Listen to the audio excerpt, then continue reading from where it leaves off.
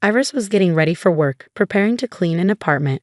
She didn't know the person who lived there would be home, let alone that he'd ask her to join him and his old school friends for a get-together. Little did Iris know, there was more to this invitation than just a friendly gathering. It turned out to be full of unexpected surprises and secrets. Iris was a determined young woman who found a special way to help her family. She worked hard cleaning houses, mostly getting new clients from happy customers who told their friends about her. Iris had faced challenges early on, like becoming a mom when she was young, which caused problems with her parents. But with her daughter Camille by her side, Iris felt inspired to make things better. When Camille was just 6 months old, Iris decided to take charge of her life. Since it was tough to find a regular job while taking care of her daughter, Iris started cleaning houses instead. She quickly got more clients because she did great work and was always dedicated. The best part was that cleaning gave Iris the flexibility to take care of Camille while still earning a living and making a good life for them both. Another day started, and Iris got ready for another round of tough work. Today, she was set to clean an apartment. It was her first time working there. Usually, her clients trusted her so much they'd let her in or leave the key for her. They were all super busy, often busy with work all day. So Iris hardly ever got to meet her clients face to face. But because they trusted her so much, she could work quietly, keeping their places clean and tidy while they stayed busy with their schedules. Iris started her day by checking on her adorable 4-year-old daughter, Camille, before getting ready for work. The plan was to take Camille to school and then head to the apartment for her cleaning job. But there was a problem. Camille wasn't feeling well. She had a fever and was coughing now and then. Luckily, Iris had medicine ready for situations like this. It was obvious that Camille wouldn't be able to go to school that day. But Iris, being both a loving mom and a dedicated worker, couldn't ignore her duties for the day. She took special care of Camille, giving her the medicine she needed to feel better. Then, faced with a tough choice, Iris made a decision. In this unusual situation, she chose to bring Camille with her to work. It was something she hadn't done before, but under the circumstances, it was the only way to make sure she fulfilled her promise to her client. When Iris reached the apartment, she realized the key wasn't where it was supposed to be, so she rang the doorbell instead.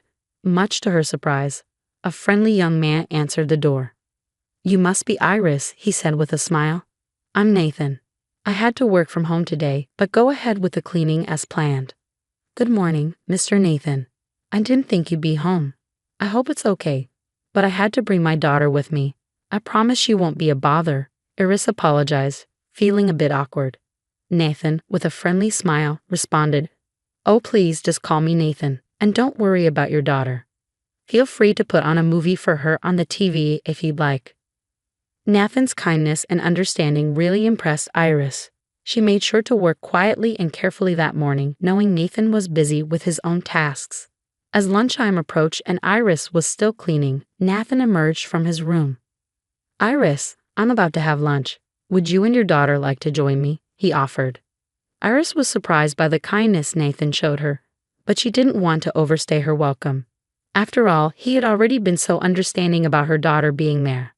"Thank you very much, Nathan," she said gratefully, "but I'm almost finished, and then I need to get home so my daughter can rest." Nathan insisted, smiling. "I've already told you, no need for Mr. I'm not that old." "Okay then. I hope your daughter feels better soon. Thanks for your hard work, and here's your payment." Meeting Nathan had a big impact on Iris. She was used to clients who kept their distance, so Nathan treating her with kindness and equality really touched her. This meant a lot, especially considering the challenges she had faced in life. Before Iris met Nathan, she had crossed paths with Camille's father, Victor, at a party. She was young and out to have a good time with her friends. Victor, a bit older and charming, caught Iris's eye. They spent some time together, but Victor never wanted anything serious. While Iris was falling for him, Victor kept his distance and avoided getting involved with her family. He never introduced Iris to his family, and when he learned about the pregnancy, he disappeared without a word. With little information about him, Iris found herself alone, facing the unexpected pregnancy and an uncertain future. Despite initial conflict with her parents about Camille's pregnancy, Iris had their support throughout. When Camille was born, family and friends came together, providing clothes and diapers for the baby. This show of solidarity helped Iris through a tough time with the support of her family and friends. She gradually found her strength and worked towards a better future for herself and her daughter. Although she faced challenges, Iris had to set aside her dream of becoming a nurse. Motherhood and supporting her daughter left her with no time or resources to pursue her studies. It had been a week since Iris last cleaned Nathan's apartment, the friendly customer who had pleasantly surprised her with his kindness. Then she got a message from him asking for another cleaning the next day. This time the keys were right where they were supposed to be, which oddly left Iris feeling a bit disappointed. Maybe, deep down, she hoped to see that young man again. As Iris entered the apartment, she quickly noticed a surprise waiting for her. A neatly wrapped gift sat on the table, accompanied by a note that read, "Iris, this is for your daughter. I hope she enjoys it." After completing the cleaning, Iris headed to pick up her daughter from school, clutching the gift tightly. When Camille received it, her eyes lit up with joy, warming Iris's heart. Nathan's simple gesture of kindness made Iris think about how different things could have been if Camille had a loving father like him, instead of Victor's absence. The next week, Iris went to clean Nathan's apartment once more, and to her surprise, he was home this time. He greeted her with a warm smile as he opened the door. "Hey, Iris, I'm working from home today, so no worries about interrupting," he said. Iris smiled back. "Oh, you're not bothering at all. This is your place after all." Throughout the day, as Iris cleaned, she and Nathan chatted like old friends. They talked about everyday things, shared stories and experiences, creating a genuine sense of friendship. When Iris finished, she said goodbye, thanking Nathan once again for the gift he had given to her daughter. Over the next few weeks, Iris continued her weekly cleaning visits to Nathan's home. Sometimes he was there, other times he wasn't. Nathan, being a bit older and a lawyer, would occasionally talk about his work cases, while Iris shared bits of her own life story. One day, as she worked, Nathan mentioned he had a meeting planned with his old high school buddies. He confessed he wasn't really looking forward to it, but felt obligated to go since it had been a while since they last met. What caught Iris off guard was what he said next.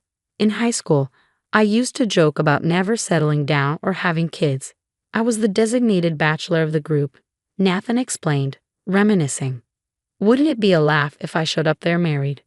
Suddenly struck by an idea, Nathan turned to Iris. "Hey, Iris, would you be up for going with me to this meetup, pretending to be my wife?" Though the request caught her off guard, Iris saw the potential for some fun. With Nathan arranging a babysitter for Camille, they both dressed up and headed to the gathering. Iris couldn't remember the last time she had dolled up and put on so much makeup. Having a break from her usual routine felt like a breath of fresh air. When they arrived at the meetup spot, Iris felt Nathan's hand in hers, and he said with a playful grin, "If we're going to play the part, we might as well do it right." It was a lighthearted moment that made her smile as they walked in holding hands. Nathan's friends were genuinely surprised when he introduced Iris as his wife. They teased her, jokingly asking how she managed to tie down the confirmed bachelor. The evening had a relaxed and enjoyable vibe, and everyone seemed to be having a great time. As the night wore on, it became harder to tell if Iris and Nathan were just putting on an act or if there was something more between them. They continued to hold hands, sharing meaningful glances and enjoying lively conversations with Nathan's friends. The boundary between play acting and reality seemed to blur, fostering a genuine sense of closeness between them. The relaxed atmosphere took a sudden turn when Nathan's late friend arrived. Iris's expression turned pale instantly. She gripped Nathan's arm, her voice filled with concern. "Remember when I told you about Camille's father disappearing?" "That's him," she whispered urgently. Nathan's eyes widened as he followed her gaze. "But that's my old friend Victor," he exclaimed. "He's the one who left you?" Iris asked, disbelief in her voice. Nathan didn't hesitate to leave, and Iris readily agreed. As they made their way out, they ran into Victor. Seeing Nathan with Iris, Victor recognized her despite the years that had passed. In a disrespectful tone, he sneered, "Hey, Nathan. What's with you and this gold digger? Looks like she finally found someone to scam." Knowing Iris and her character, Nathan firmly defended her. "Victor, you'd have no right to insult Iris. She's hardworking and honest. Now, if you'll excuse us, we're leaving." With that, he walked away with Iris, leaving behind Victor's hurtful words. Nathan's protective stance strengthened their bond, showing his loyalty to Iris as a friend. Once they were in the car, emotions were more in check. Iris thanked Nathan for standing by her side during that tough moment. Victor has shown his true colors as a complete scoundrel who needs to face up to his responsibilities. I can assist you in making him acknowledge Camille as his daughter, Nathan offered. But Iris's response caught him off guard. I've often wondered what it would be like if Victor had stayed with me and been a father to Camille. But today, I realize I don't want that man in my life, let alone in my daughter's life. I've been working hard and managing to take care of her without his help. She doesn't need a father who rejected her. Nathan gazed at Iris with admiration and asked, "And what about me, Iris? Do you want me in your life?" "Yes, Nathan. I want you to be a part of my life," Iris replied, her smile radiant. Their lips met in a sweet, passionate kiss, marking the start of a new chapter for them. Their bond deepened as their relationship blossomed, and Nathan felt he had found someone to build a future with. Camille, Iris's daughter, grew to love him too, and their family bond grew stronger. Eventually, Iris and Nathan decided to marry, a moment of joy and fulfillment. It also meant Iris could pursue her dream of becoming a nurse. The tale of Iris, Nathan, and Camille carries a poignant message about leaving the past, embodied by Victor, behind. At times, those who should stand beside us fail to meet their obligations, causing hurt and disillusionment. Yet, it's crucial to understand that we aren't defined by the actions of those who've wronged us. Iris refused to let Victor's absence shape her and her daughter's future. Instead, she focused on crafting a nurturing and fulfilling life for Camille, with Nathan's unwavering support. If you enjoyed the story, please show your appreciation by liking and subscribing to the channel. Share your feedback by commenting with a number from 1 to 5 to indicate your level of satisfaction. Also, check out the video currently displayed on your screen. Until next time. The sun peeks through the curtains, casting a warm glow on the framed photos of my late husband John and our son Michael. It's been 5 years since John passed, and the house feels emptier with each day. I sip my coffee, lost in thought, when a sudden knock at the door startles me. I open it to find Eliza, Michael's ex-wife, standing there with a suitcase. "Marge, I need your help," she pleads, her eyes welling up with tears. I hesitate, remembering the pain she caused Michael during their divorce, but seeing her like this, I can't turn her away. "Come in, Eliza. What's going on?" She steps inside, her designer heels clicking on the hardwood floor. "I lost my job, and I have nowhere else to go. Can I stay with you for a while? Just until I get back on my feet." Something about her story doesn't sit right with me, but I nod. "Of course, your family. You can stay in the guest room." Eliza hugs me, her expensive perfume overwhelming my senses. "Thank you, Marge. You're a lifesaver." As she settles in, I can't shake the feeling that there's more to her story. She spends hours on the phone, speaking in hushed tones, and leaves the house at odd hours. When I question her, she brushes me off, saying she's job hunting. Days turn into weeks, and Eliza shows no signs of leaving. I notice new designer clothes in her closet and expensive jewelry on her dresser. How can she afford these things without a job? One evening I confront her. "Eliza, I thought you were struggling financially, but I see you buying all these expensive things. What's really going on?" She laughs, a harsh sound that sends a chill down my spine. "Oh, Marge, you're so naive. I have my ways of getting what I want." I stand my ground, my voice firm. "I won't have any illegal activities under my roof, Eliza. You need to leave." Her eyes narrow, and she steps closer, her voice low and threatening. "You can't kick me out, Marge. I'm family, and if you try, I'll make your life a living hell." Fear grips my heart, but I refuse to let her see it. "Get out of my house, Eliza. Now." She grabs her purse and storms out, slamming the door behind her. I sink into a chair, my hands shaking. What have I gotten myself into? That night I lay awake, my mind racing. I know Eliza won't give up easily. She's always been manipulative, even when she was married to Michael. I need to find a way to protect myself and my home. I think back to John's old police connections. Maybe they can help me gather evidence against Eliza without putting myself in danger. I make a mental note to reach out to his former partner, Dan, in the morning. As the sun rises, I feel a renewed sense of determination. I won't let Eliza destroy the peace I've worked so hard to build. I'll fight back, no matter what it takes. She may think she can control me, but she has no idea who she's dealing with. I am Marge Thompson, and I will not be intimidated in my own home. Over the next few weeks, Eliza makes herself at home in my house. She sleeps till noon, leaves her dirty dishes in the sink, and expects me to clean up after her. I bite my tongue, trying to keep the peace, but my patience is wearing thin. One afternoon, I come home from the grocery store to find Eliza lounging on the couch, surrounded by shopping bags from expensive boutiques. She barely acknowledges me as I put away the groceries. "Eliza, I thought you said you were struggling financially," I say, trying to keep my voice calm. "How can you afford all these new clothes?" She rolls her eyes. "Don't worry about it, Marge. I have my ways." I frown, a sense of unease growing in the pit of my stomach. "What do you mean, your ways? Are you doing something illegal?" Eliza sits up, her eyes narrowing. "You know, for someone who's supposed to be helping me, you sure ask a lot of questions. Maybe you should mind your own business." I feel my anger rising, but I take a deep breath. "This is my house, Eliza, and as long as you're living under my roof, it is my business." She stands up, grabbing her purse. "Fine. If you're going to be like that, I'll just leave." I watch as she storms out of the house, slamming the door behind her. Part of me feels relieved, but I know this isn't the end. Eliza's not the type to give up easily. Later that evening, I'm washing dishes when I hear a knock at the door. I open it to find my neighbor, Mrs. Johnson, standing on the porch with a worried expression on her face. "Marge, I hate to bother you, but I thought you should know," she says, her voice low. "I've seen some strange people coming and going from your house late at night, and I've heard loud arguments too. Is everything okay?" My heart sinks. I had no idea Eliza was causing trouble with the neighbors. "I'm so sorry, Mrs. Johnson. My daughter-in-law has been staying with me, and we've had some disagreements. I'll talk to her and make sure it doesn't happen again." Mrs. Johnson nods, but I can see the concern in her eyes. "Just be careful, Marge. I don't want to see you get hurt." I thank her and close the door, my mind racing. I need to find out what Eliza's up to before she drags me into something I can't get out of. The next morning, I wake up early and start searching Eliza's room. I know it's a violation of her privacy, but I can't shake the feeling that she's hiding something.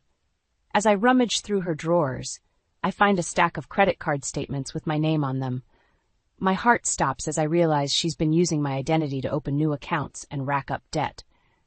I confront her as soon as she walks in the door. "How could you do this to me, Eliza? I trusted you and you betrayed me." She laughs, a cruel sound that sends shivers down my spine. "Oh, please. You were so easy to fool. A little sob story, and you let me right in. You're pathetic, Marge." I feel my anger boiling over. "Get out of my house, Eliza. I won't let you ruin my life like this." She smirks, crossing her arms. "And what are you going to do about it? Call the cops? I'll just tell them you gave me permission to use your credit cards. It's your word against mine." I realize with a sinking feeling that she's right. She's backed me into a corner, and I don't know how to get out. But one thing's for sure. I won't let her win. I'll find a way to stop her, no matter what it takes. The situation with Eliza is getting out of hand. More neighbors have come to me, complaining about the noise and the suspicious characters hanging around my house at all hours of the night. I'm starting to feel like a prisoner in my own home. I've tried talking to Eliza, but she just brushes me off or gets defensive. "I'm not doing anything wrong," she insists, her eyes flashing with anger. "You're just being paranoid." But I know better. I've seen the evidence of her lies and deceit scattered throughout the house. Credit card statements, strange packages, and cash hidden in her room. I can't ignore it any longer. One evening, I decide to confront her once and for all. I wait until she comes home, stumbling through the door with a group of rough-looking men. The stench of alcohol and cigarettes fills the air. "Eliza, we need to talk," I say, my voice shaking with a mix of fear and anger. She rolls her eyes. "Not now, Marge, I'm busy." I stand my ground. "No, we're doing this now. I know what you've been up to, and it needs to stop. The lies, the stealing, the illegal activities, I won't have it in my house." Eliza's face twists into a sneer. "You don't know anything, you old hag. You're just jealous because I'm living my life while you're stuck in this boring, empty house." Her words cut deep, but I refuse to let her see how much they hurt. "This is your last chance, Eliza. Either you clean up your act, or you get out. I won't let you destroy everything I've built. She laughs, a harsh, grating sound. You can't kick me out. I have nowhere else to go. And if you try, I'll make sure everyone knows what a horrible person you are. I'll tell them how you mistreated me, how you're just a bitter old woman who can't stand to see anyone else happy. I feel my anger rising, but I force myself to stay calm. I'm not afraid of you, Eliza. I've dealt with worse than you in my life, and I won't let you bully me in my own home. She steps closer, her face inches from mine. We'll see about that. You have no idea what I'm capable of. With that, she turns and storms out of the room, leaving me shaking with rage and fear. I know I can't let her win, but I'm not sure how to stop her. The next day, I find my tires slashed and my mailbox smashed. I have no proof it was Eliza, but I know in my gut that she's responsible. She's trying to intimidate me, to make me back down. But I won't give in. I've faced tougher challenges in my life, and I've always come out stronger. I start documenting everything, keeping a record of Eliza's actions and the damage she's causing. I know I'll need evidence if I want to get her out of my life for good. Late one night, I hear Eliza arguing with someone on the phone. She's yelling, her voice filled with anger and frustration. I creep closer, trying to make out what she's saying. I don't care what it takes, she hisses. I want that money, and I want it now. And if you don't get it for me, I'll make sure you regret it. My heart races as I realize the extent of her crimes. She's not just stealing from me.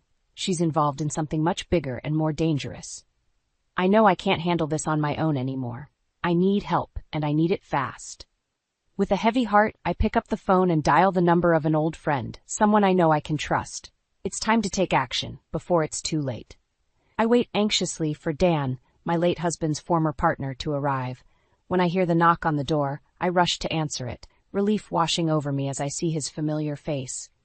Marge, what's going on? He asks, concern etched in his features. You sounded upset on the phone.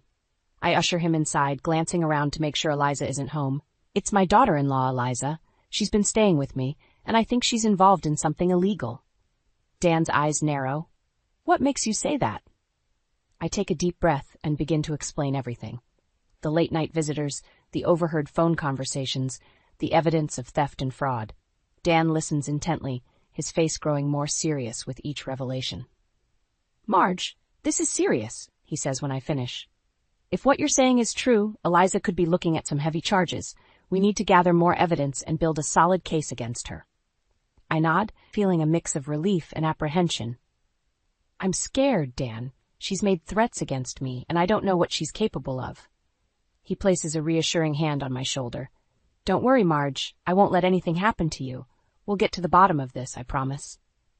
Just then, the front door slams open, and Eliza storms in, her face twisted with rage. What the hell is going on here? She demands, her eyes darting between me and Dan. I stand up, trying to keep my voice steady. Eliza, this is Dan. He's here to help me deal with the situation you've gotten us into. She scoffs, rolling her eyes. I don't need any help, especially not from some washed-up ex-cop. This is none of your business, so why don't you both just stay out of it? Dan steps forward, his voice calm but firm. I'm afraid it is our business, Eliza.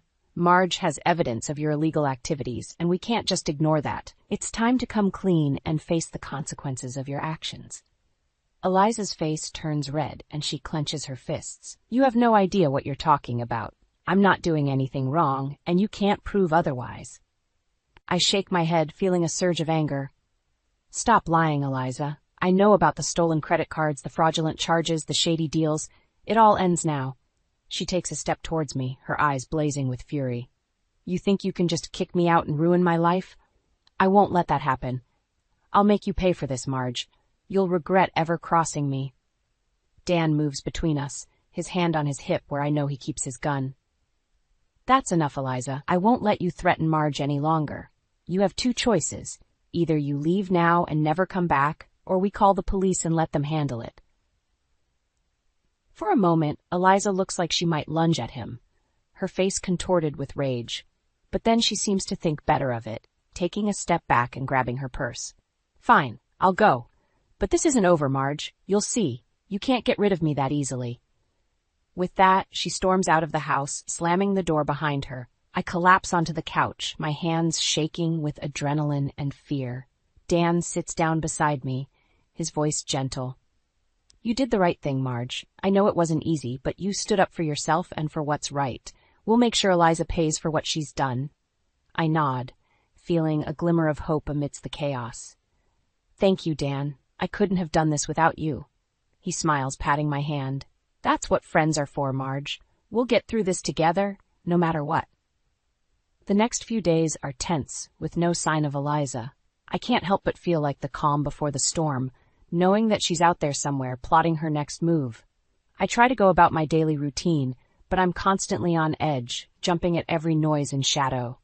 Dan checks in on me regularly, offering his support and reassurance, but even his presence can't fully ease my fears.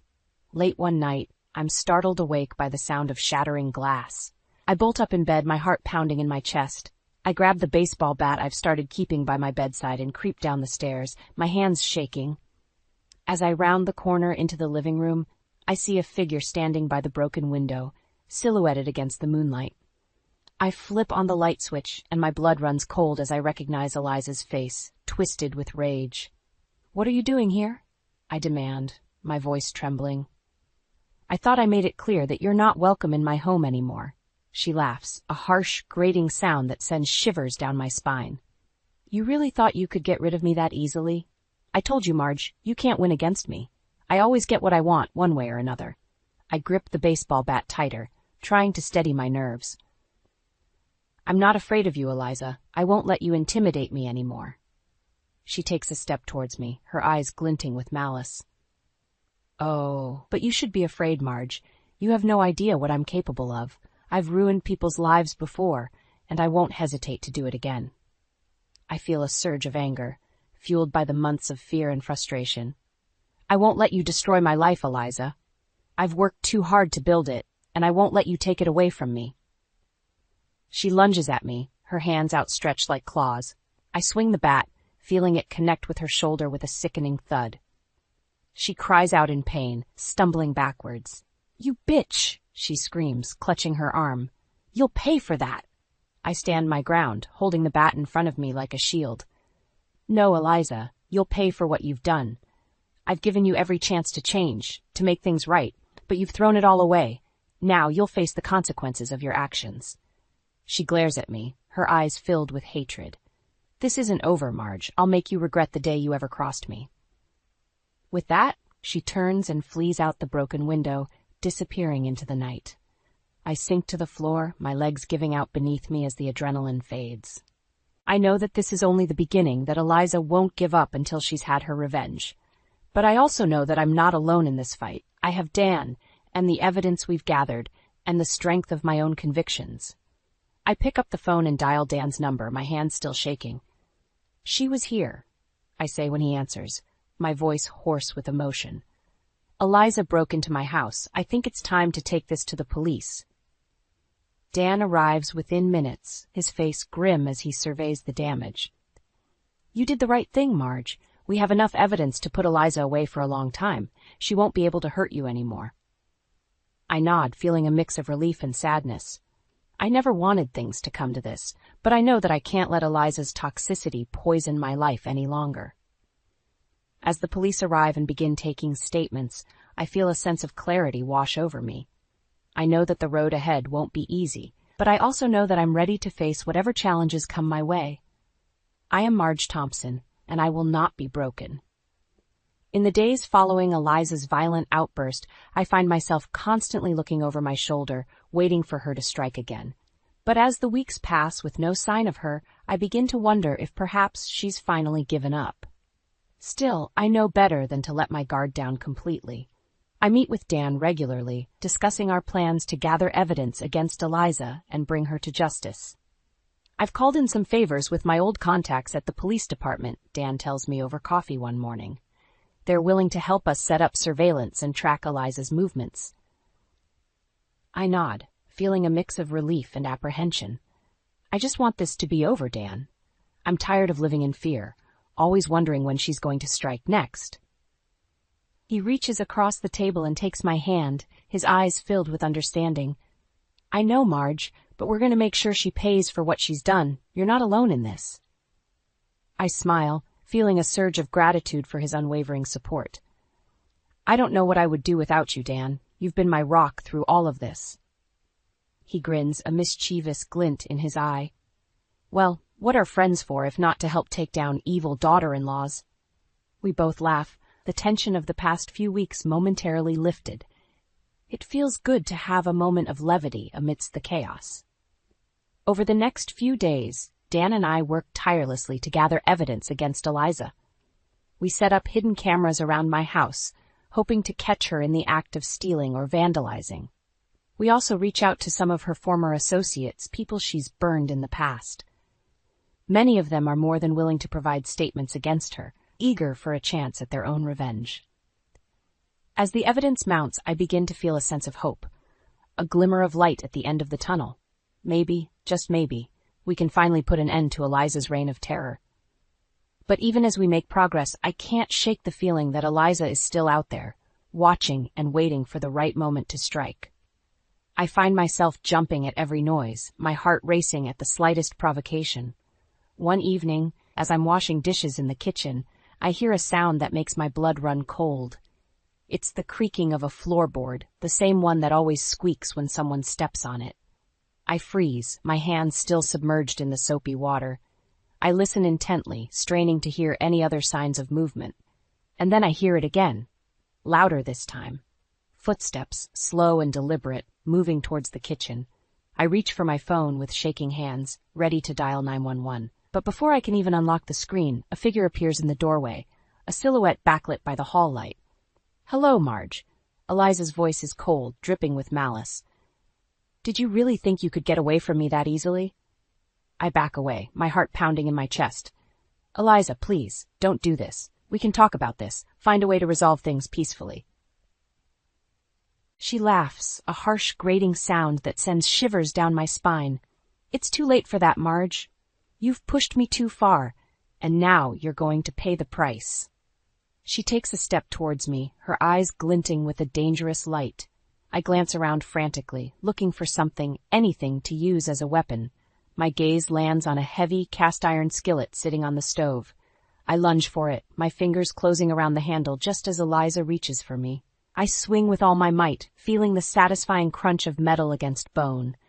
Eliza cries out in pain, stumbling backwards. "You'll regret that," she hisses, clutching her bleeding face. "I'll make you suffer for this, Marge. I'll destroy everything you love, everyone you care about." But even as she speaks, I feel a sense of calm wash over me. I know that I'm not alone, that I have Dan and the evidence we've gathered on my side. "No, Eliza," I say, my voice steady and strong. "You're the one who's going to pay for your crimes. I'm not afraid of you anymore." After the confrontation with Eliza, Dan and I know that we need to act fast. We can't risk her catching wind of our plans and disappearing before we can bring her to justice. We decide to set a trap, using my house as bait. I'll pretend to leave for a weekend trip, giving Eliza the perfect opportunity to break in and steal from me once again. But this time, we'll be ready for her. Dan helps me set up hidden cameras throughout the house, connected to a live feed that he can monitor from a nearby location. As I pack my bags and make a show of leaving, I feel a mix of nervousness and excitement.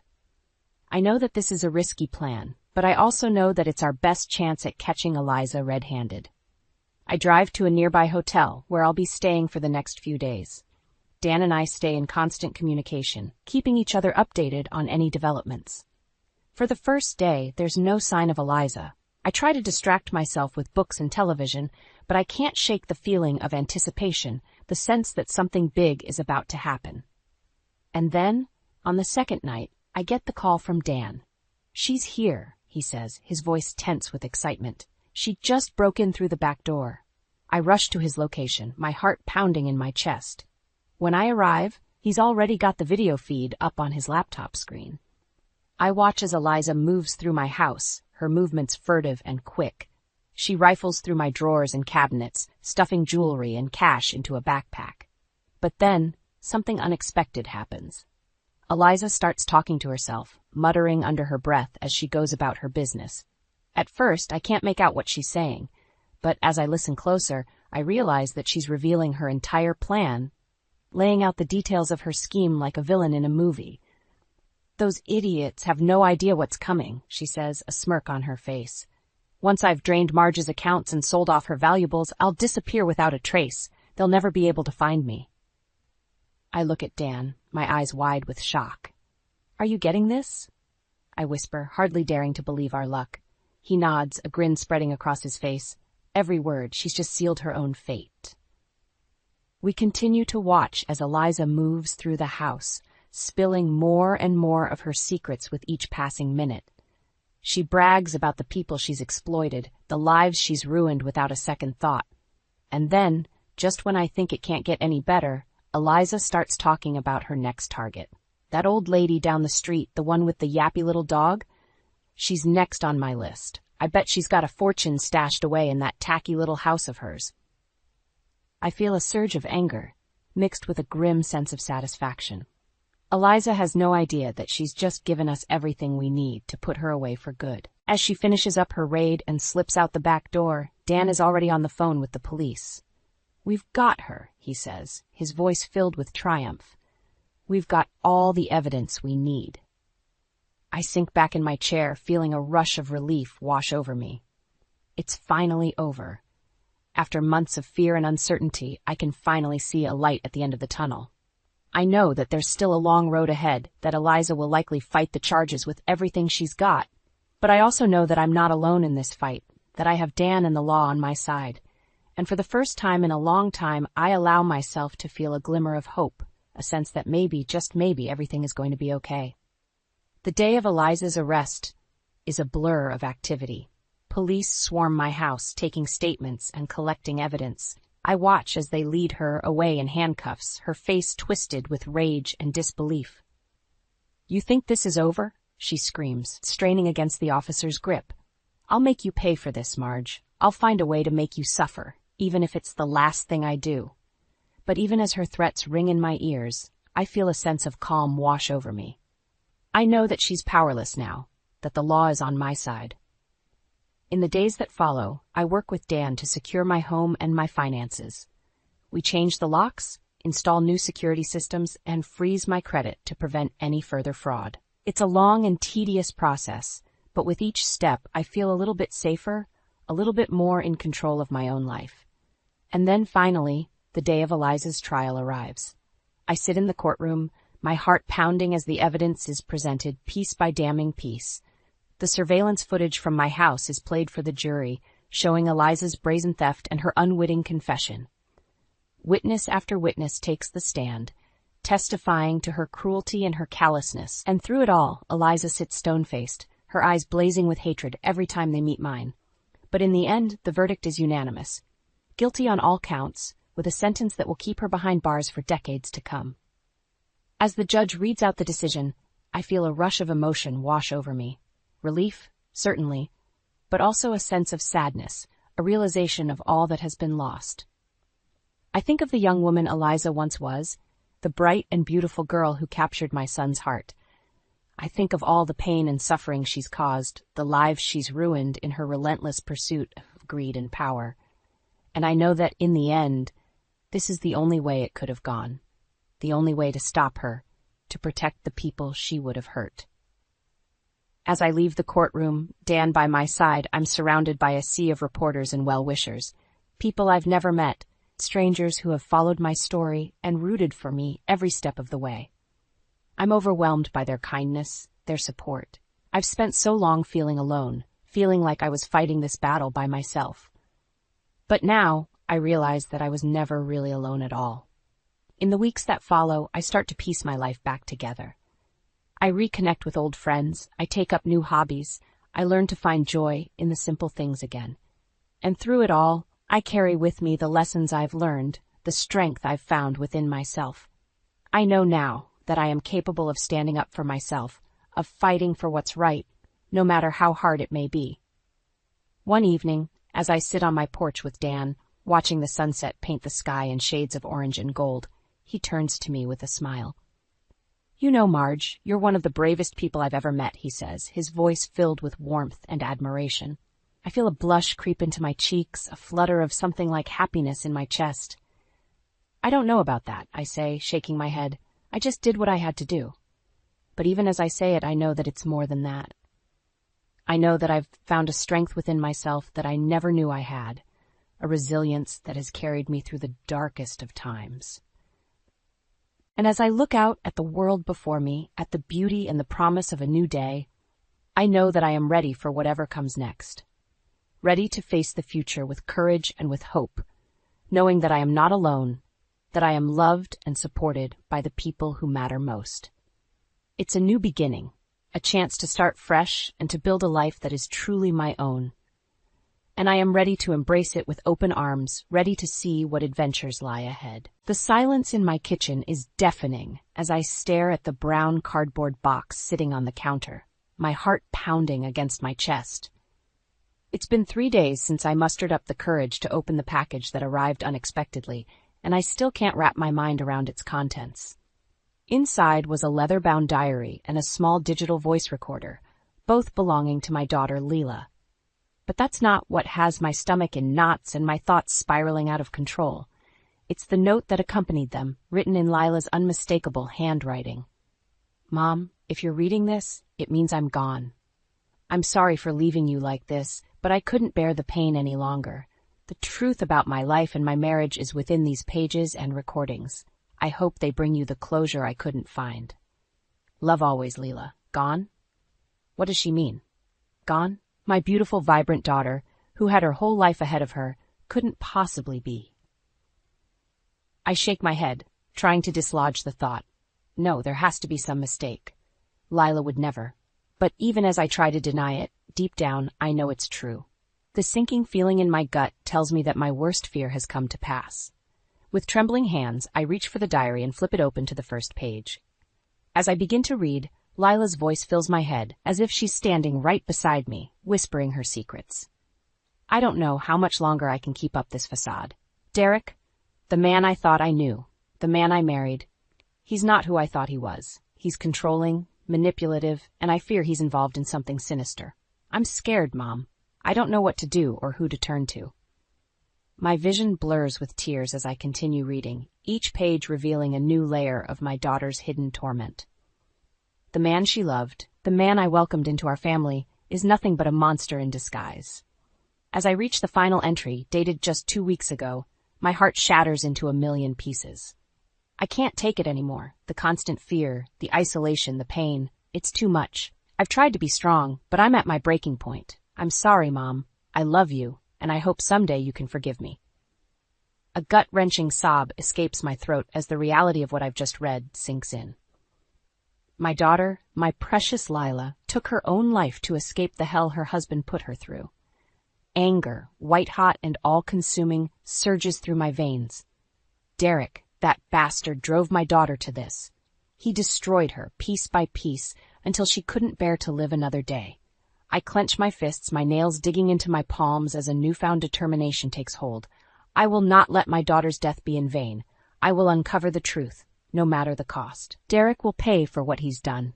Wiping away my tears, I reach for the digital recorder and press play. Lila's voice, tinged with fear and desperation, fills the room. Derek, please, you're hurting me. Why are you doing this? I thought you loved me. The recording ends abruptly, and I'm left in silence once again. But in my mind, a plan begins to take shape.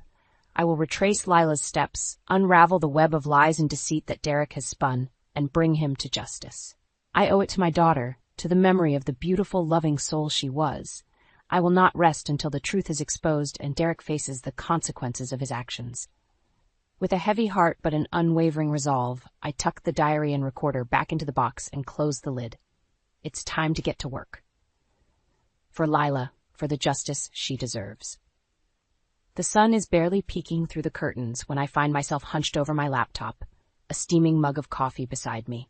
It's been days since I discovered Lila's diary and the truth about her marriage, and I haven't been able to sleep more than a few hours at a time.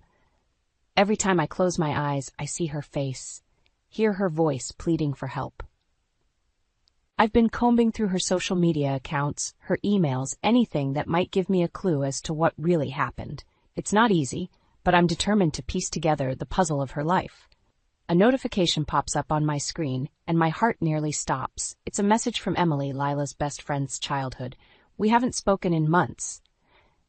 Not since the funeral. Marian, I know it's been a while, but I need to talk to you. It's about Lilac. Can we meet? My fingers tremble as I type out a response, agreeing to meet her at a nearby cafe. I grab my coat and keys, my mind racing with questions. An hour later, I'm sitting across from Emily, her eyes red-rimmed and her hands clutching a cup of tea. She takes a deep breath before speaking. Marian, there's something you need to know about Derek. He was horrible to Lila at work. He was her supervisor, but he used his position to control her, to make her life miserable. I feel my stomach drop, my worst fears confirmed. What do you mean? What did he do? Emily's voice shakes as she recounts the stories Lila told her.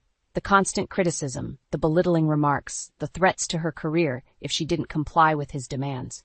It's a nightmare come to life. She was so scared, Marian, she didn't know what to do. He had so much power over her, and she felt trapped. I tried to convince her to leave him, to report him to HR, but she was terrified of what he might do. Tears stream down my face as I listen, my heart breaking for my daughter. How could I not have seen it? How could I have let this happen? Emily reaches across the table and takes my hand. There's more. I think Derek was involved in something illegal at work. Lila overheard him talking on the phone one night, something about money laundering and offshore accounts. She was going to go to the authorities, but then she trails off, unable to finish the sentence. We both know how the story ends. I take a deep breath, my mind reeling with this new information. Derek wasn't just a monster at home, he was a criminal, and he drove my daughter to take her own life. I thank Emily for her courage in coming forward, and promise to keep her updated on my investigation. As I leave the cafe, I feel a renewed sense of purpose. I will not rest until I have exposed Derek for the vile creature he is. My next stop is Lila's former workplace.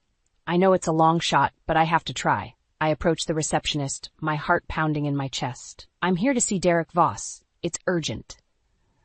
The receptionist gives me a wary look but nods and picks up the phone. A few moments later, she hangs up and turns to me. I'm sorry, but Mr. Voss is not available. He's in a meeting.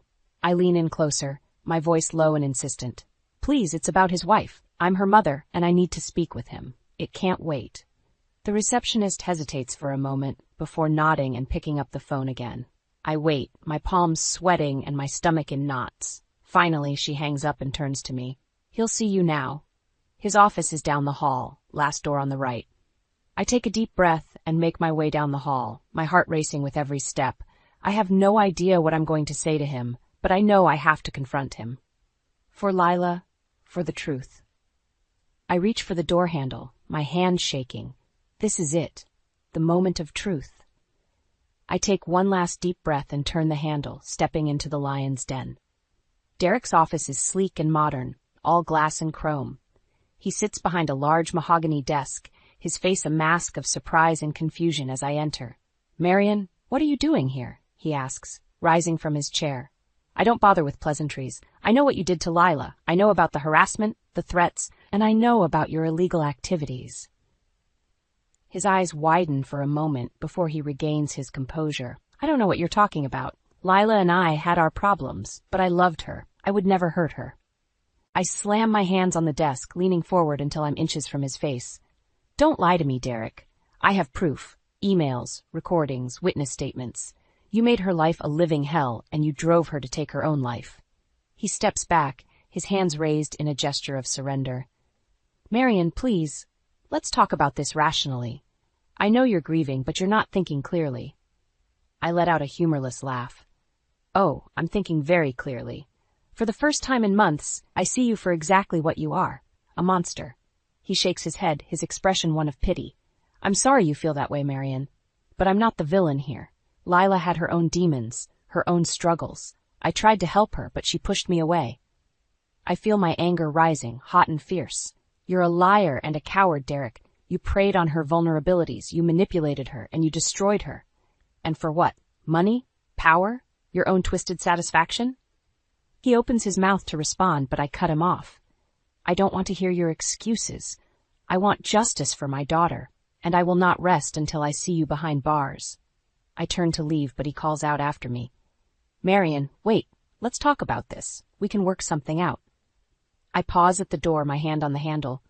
There's nothing to work out, Derek. You're going to pay for what you did to Lila, one way or another. I walk out of his office, my heart racing and my mind reeling. I know I'm in over my head, that Derek is a powerful man with connections and resources, but I also know that I can't do this alone. That's when I remember Jonah, Lila's old friend from law school. He was always the level-headed one, the voice of reason. If anyone can help me navigate this legal minefield, it's him. I pull out my phone and dial his number, my fingers shaking slightly. He answers on the second ring. Marion, hi, what's going on? I take a deep breath, trying to steady my voice. Jonah, I need your help. It's about Lila and Derek. There's a pause on the other end of the line. What about them? I close my eyes, fighting back the tears. Derek killed her, Jonah. Maybe not with his own hands, but he drove her to it. He harassed her, threatened her, made her life a living hell, and I have proof. Another pause, longer this time. Okay, Marion, I'm listening. Tell me everything. And so I do. I pour out the whole sordid story, from the diary to the recordings to my confrontation with Derek. By the time I'm finished, I'm emotionally drained, but more determined than ever. I need your help, Jonah. I can't do this alone. Derek is too powerful, too connected, but with your legal expertise and my evidence, we can bring him down. We can get justice for Lila. Jonah is silent for a long moment, and I hold my breath, waiting for his response. I'm in, Marion. Let's nail this bastard to the wall. I feel a rush of relief and gratitude. With Jonah on my side, I know we can do this. We can make Derek pay for what he did to my daughter. Thank you, Jonah. Thank you for believing in me, for fighting for Lila. Of course, Marion. She was my friend too, and no one deserves what happened to her. We'll make this right. I promise. I hang up the phone, feeling a renewed sense of purpose and determination. Derek may think he's untouchable, but he's about to learn the hard way that a mother's love knows no bounds, and when it comes to my daughter, I will move heaven and earth to get justice. The next few days are a blur of activity. Jonah and I meet up to go over the evidence I've gathered, poring over emails and listening to the recordings Lila left behind. It's painful, reliving her trauma, but I know it's necessary if we want to bring Derek to justice. We need more, Jonah says, rubbing his eyes. This is a good start, but it's not enough to take him down. We need concrete proof of his illegal activities at work. I nod, my mind racing. What about surveillance? If we can catch him in the act, that would be hard to deny. So Jonah considers this for a moment. It's risky, but it might be our best shot. I know a guy who can set us up with some discreet cameras and microphones. We'll have to be careful, though. If Derek catches on, it could all fall apart. I take a deep breath, steeling myself. I'm willing to take that risk, for Lila. And so we put our plan into motion. Jonah's contact comes through with the surveillance equipment, and we spend hours strategizing on how to plant it in Derek's office without getting caught. Finally, the day arrives. I walk into Derek's workplace, my heart pounding in my chest. I know I only have a small window of time to get in and out before he returns from his lunch meeting. I make my way to his office, trying to look as inconspicuous as possible. The door is locked, but I came prepared. With shaking hands, I pull out the lock-picking kit Jonah gave me and get to work. It takes longer than I anticipated, and I can feel the sweat beading on my forehead. But finally, I hear the click of the lock, and the door swings open. I move quickly, placing the cameras and microphones in strategic locations around the room. I'm just about to leave when I hear voices in the hallway. My heart stops. It's Derek, and he's heading this way. I look around frantically, trying to find a place to hide. There's a small supply closet in the corner, and I rush over to it, slipping inside just as the door to the office opens. I hold my breath, trying to slow my racing heart. I can hear Derek talking on the phone, his voice muffled through the closet door. I told you I'll have the money by the end of the week. No, I don't care how you get it. Just make it happen. There's a pause, and then he speaks again, his tone more menacing. Listen, I've got a lot riding on this deal. If it falls through, there will be consequences, and trust me, you don't want to know what those consequences are. I feel a chill run down my spine. This is it. This is the proof we need. I wait until I hear Derek leave before I emerge from the closet, my legs shaking. I quickly finish placing the last of the surveillance equipment and then slip out of the office, my heart still racing. I meet up with Jonah back at his place, and we quickly download the footage from the cameras. What we see is damning. Derek meeting with shady characters, discussing large sums of money and offshore accounts.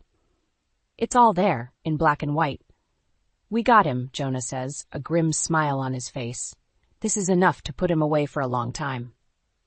But as we're going through the footage, we stumble upon something else. A conversation between Derek and one of his associates, discussing his plans to flee the country. I've got a private jet lined up, Derek says. I'll be gone before anyone even knows what happened. My blood runs cold. If Derek gets away, all of this will have been for nothing. We'll never get justice for Lila. We have to move fast, I say, my voice shaking. We can't let him escape. Jonah nods, his expression serious. I'll make some calls, see if we can get the authorities involved. But Marion, you need to be prepared. Once we go down this road, there's no turning back. I take a deep breath, my resolve hardening. I'm ready. Let's take this bastard down. The next morning, I wake up with a sense of urgency. We need to act fast if we want to catch Derek before he disappears. I call up some of my late husband's old contacts in law enforcement, hoping they can help us track Derek's movements without tipping him off. To my relief, they agree to help. They promise to keep an eye on his bank accounts and travel plans, and to let us know if he makes any suspicious moves. With that taken care of, Jonah and I turn our attention to the upcoming industry conference. It's the perfect opportunity to expose Derek in front of his colleagues and the media. We spend the next few days preparing, gathering all the evidence we have, and putting together a solid case. It's exhausting work, but I feel a sense of purpose that I haven't felt in months. Finally, the day of the conference arrives. Jonah and I arrive early, scoping out the venue and setting up our equipment. We've arranged for a small press conference in one of the side rooms, where we plan to present our evidence to a select group of journalists. As the day goes on, I keep a close eye on Derek. He's schmoozing with his colleagues, acting like he doesn't have a care in the world. It makes my blood boil, knowing what he's done. Finally, it's time for our press conference. Jonah and I take the stage, our hearts pounding. I take a deep breath and begin to speak. Thank you all for coming. My name is Marion Fraser, and I'm here today to expose a criminal hiding in plain sight. I see Derek's face in the crowd, his expression one of confusion and anger. But I don't let it faze me. I press on, laying out the evidence we've gathered piece by piece. The emails, the recordings, the surveillance footage, it's all there, painting a damning picture of a man who thought he was above the law. As I speak, I see the journalists' faces change from skepticism to shock to outrage. They scribble furiously in their notebooks, their cameras flashing. And then, just as I'm about to wrap up, Derek stands up and starts shouting, "This is ridiculous. These accusations are completely baseless. I'm an honest businessman, and I won't stand for this slander." But even as he speaks, I can see the panic in his eyes. He knows we have him cornered. Jonah steps forward, his voice calm but firm. "Mr. Voss, we have evidence that you've been involved in financial fraud and workplace harassment. We also have reason to believe that you're planning to flee the country to avoid prosecution." Derek's face goes white. He looks around wildly, as if searching for an escape route. But it's too late. The doors to the room burst open, and a team of law enforcement officers rush in. They surround Derek, their guns drawn. "Derek Voss, you're under arrest for embezzlement, fraud, and harassment. You have the right to remain silent." As they read him his rights, I feel a sense of relief wash over me. It's over. We did it. The journalists are in a frenzy, shouting questions and snapping photos, but I tune them out, focusing on the sight of Derek being led away in handcuffs. Jonah puts a hand on my shoulder, squeezing gently. "You did it, Marion. You got justice for Lila." I nod, tears welling up in my eyes. I just wish she was here to see it. As we leave the conference room, I feel a sense of exhaustion and elation. It's been a long, hard road, but we finally made it to the end. I know there will be more battles ahead, more challenges to face. But for now, I allow myself a moment of triumph. For Lila, for myself, for all the victims who never got to see their abusers brought to justice. We may not be able to change the past, but we can fight for a better future. And that's exactly what I plan to do, one day at a time. The aftermath of Derek's arrest is a media circus. Reporters hound me for interviews, wanting to know every detail of the story. I do my best to keep a low profile, focusing on the legal proceedings and letting Jonah handle the press. But even as the court case moves forward, I can't shake the feeling that there's more to the story. I keep thinking back to Lila's diary, to the pain and fear she expressed in those pages. I know Derek is responsible for her death, but I need to hear it from his own lips. I need him to admit what he did. So when Jonah tells me that Derek is willing to meet with me, I jump at the chance. I know it's a risk, that he could try to manipulate me or twist the truth. But I have to take that chance for Lila's sake. The meeting takes place in a small, windowless room at the jail. Derek is brought in, his hands and feet shackled. He looks thinner than the last time I saw him, his face gaunt and his eyes hollow. He sits down across from me, his expression wary. "What do you want, Marion?" I take a deep breath, trying to keep my voice steady. "I want the truth, Derek. I want you to admit what you did to Lila." He scoffs, shaking his head. "I already told you I didn't do anything. Lila was troubled. Sincere. She had her own issues. I tried to help her, but she wouldn't let me." I feel my anger rising, hot and fierce. "Don't give me that bullshit, Derek. I know what you did. I have proof. You harassed her, you threatened her, you made her life a living hell." He leans back in his chair, a smirk playing at the corners of his mouth. "You don't know anything, Marion. You think you have it all figured out, but you don't. Lila was weak. She couldn't handle the pressure. That's not my fault." I slam my hand down on the table, making him flinch. "Shut up.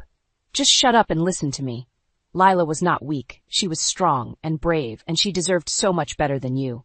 You broke her, Derek. You broke her spirit and her heart, and you drove her to take her own life." I see a flicker of something in his eyes, a hint of remorse or guilt. But it's gone just as quickly, replaced by a cold, hard stare. "You want the truth, Marion? Fine, I'll give you the truth. Yes, I was hard on Lila at work. Yes, I pushed her to be better, to work harder.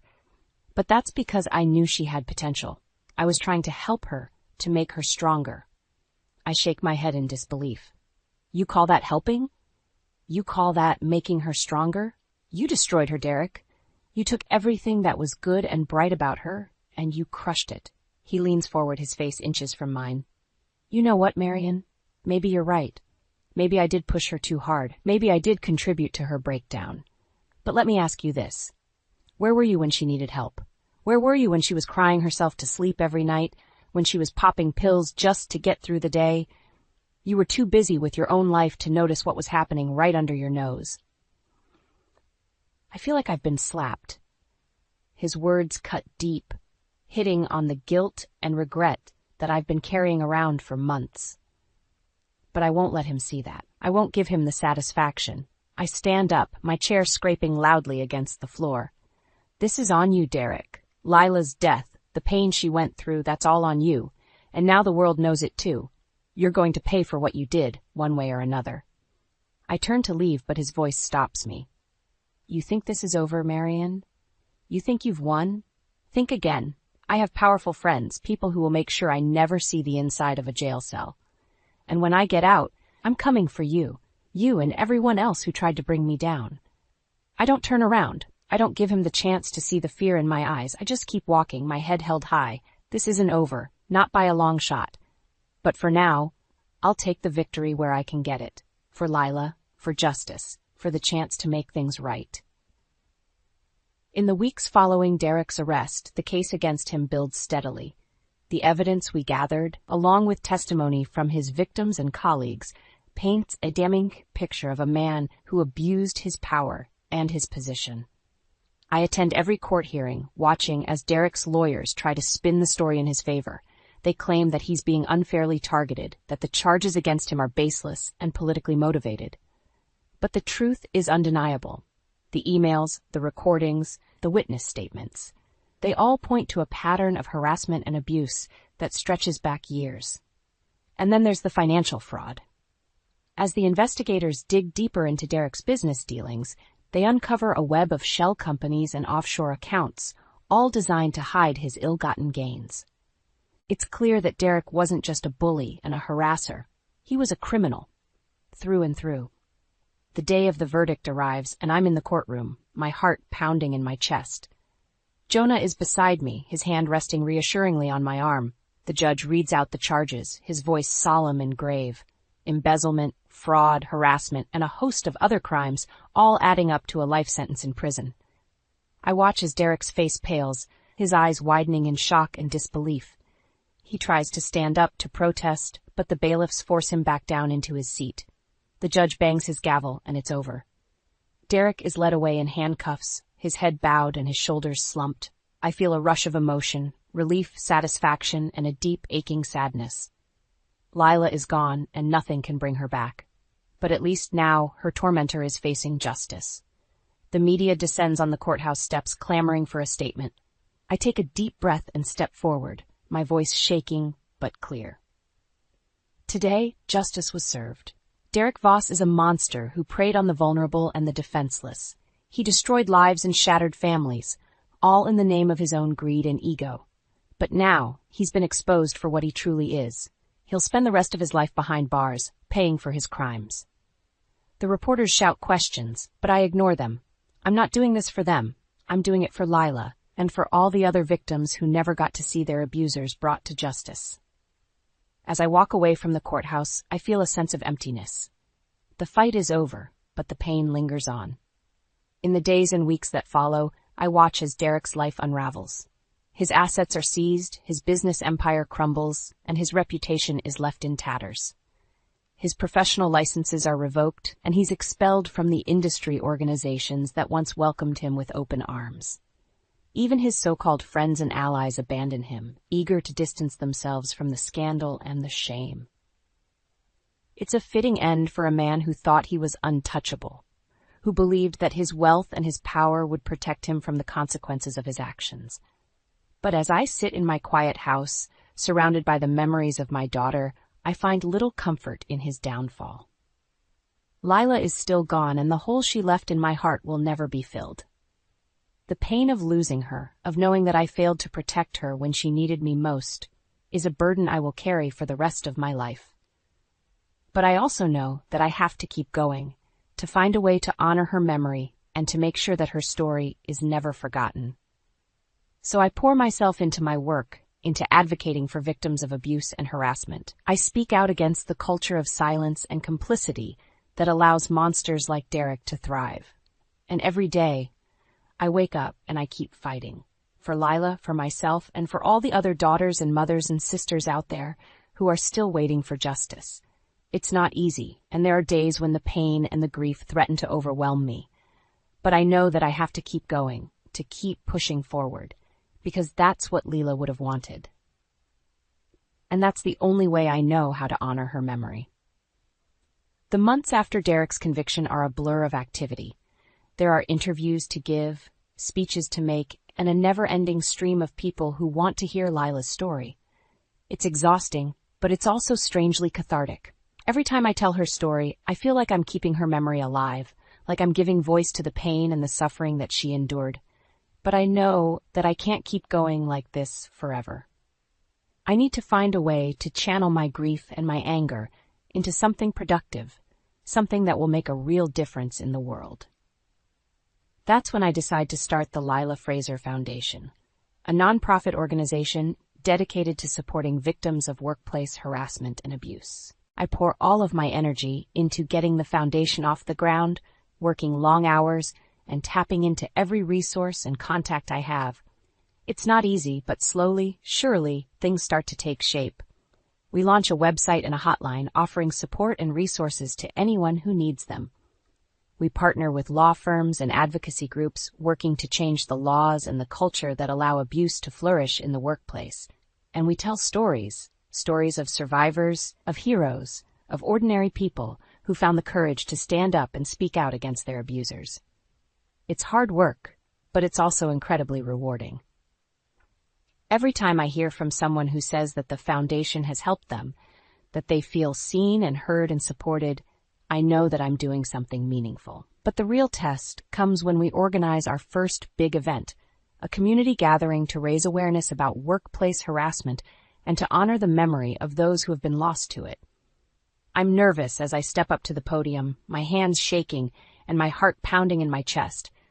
But as I look out at the crowd, at the faces of the survivors and the allies and the advocates, I feel a sense of strength and purpose washing over me. Thank you all for being here today. I begin, my voice trembling slightly.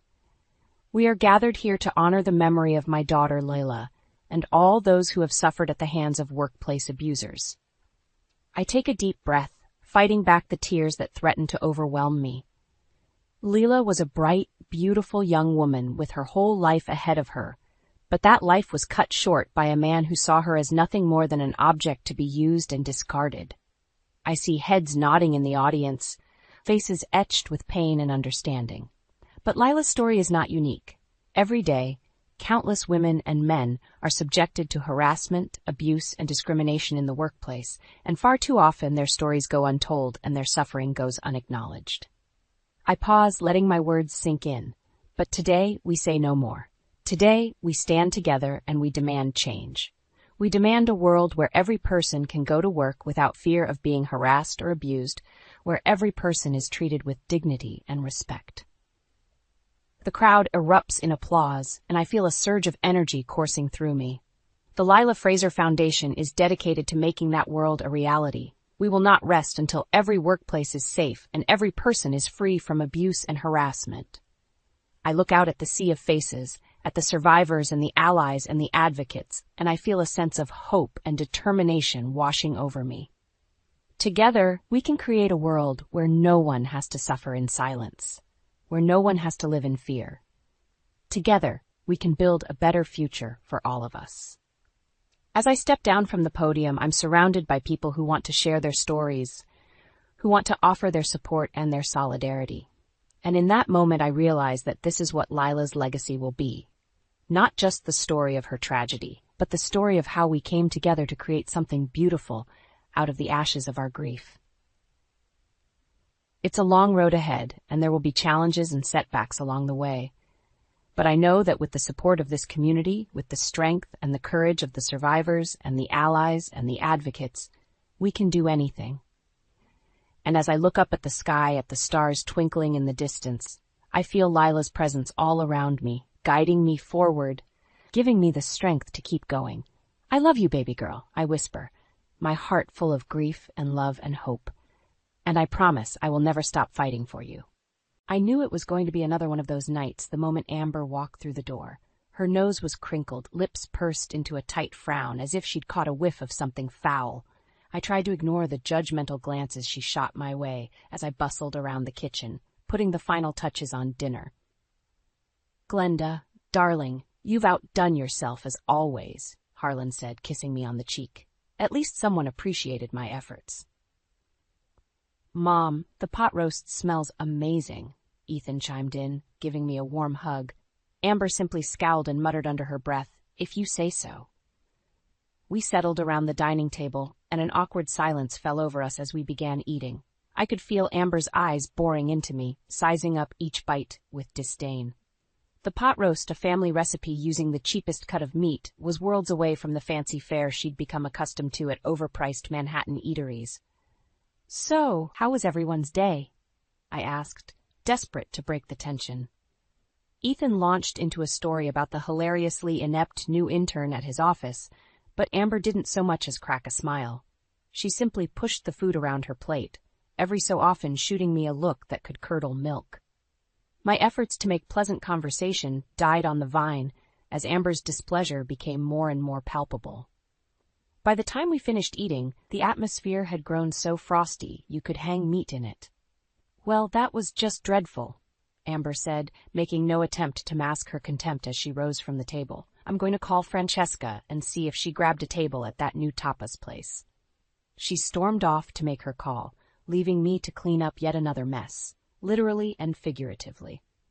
As I scraped the remains of my labor of love into the trash, I couldn't help but overhear her conversation floating in from the living room.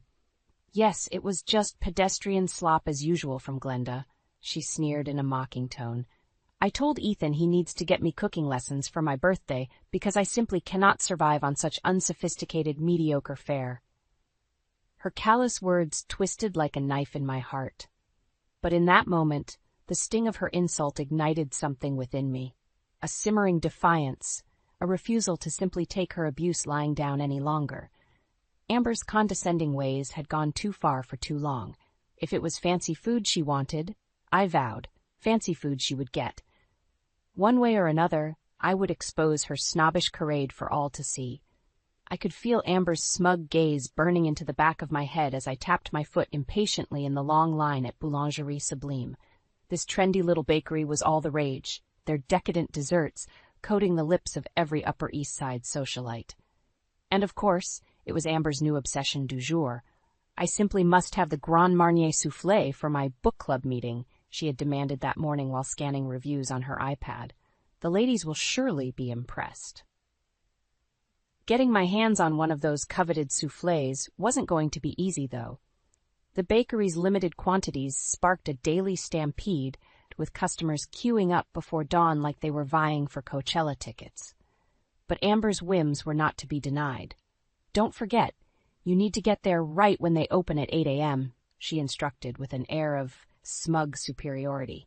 "They always sell out before noon."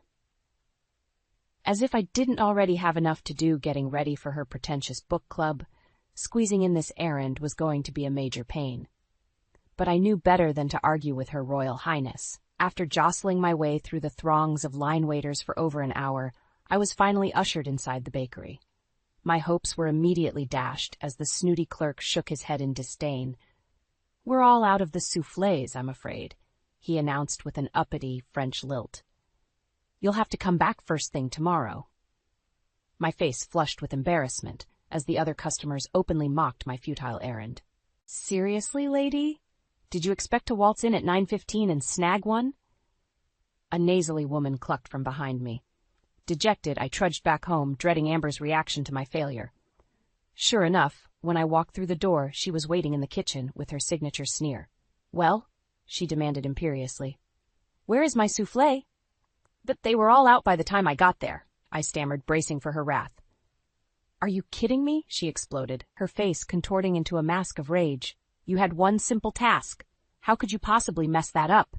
She ranted and raged for what felt like an eternity, her insults growing more vicious and demeaning by the minute. All the while, I just stood there and took it, burning with humiliation and resentment. "I swear, Glenda, sometimes your incompetence is staggering," she spat. "You're useless, an utter failure."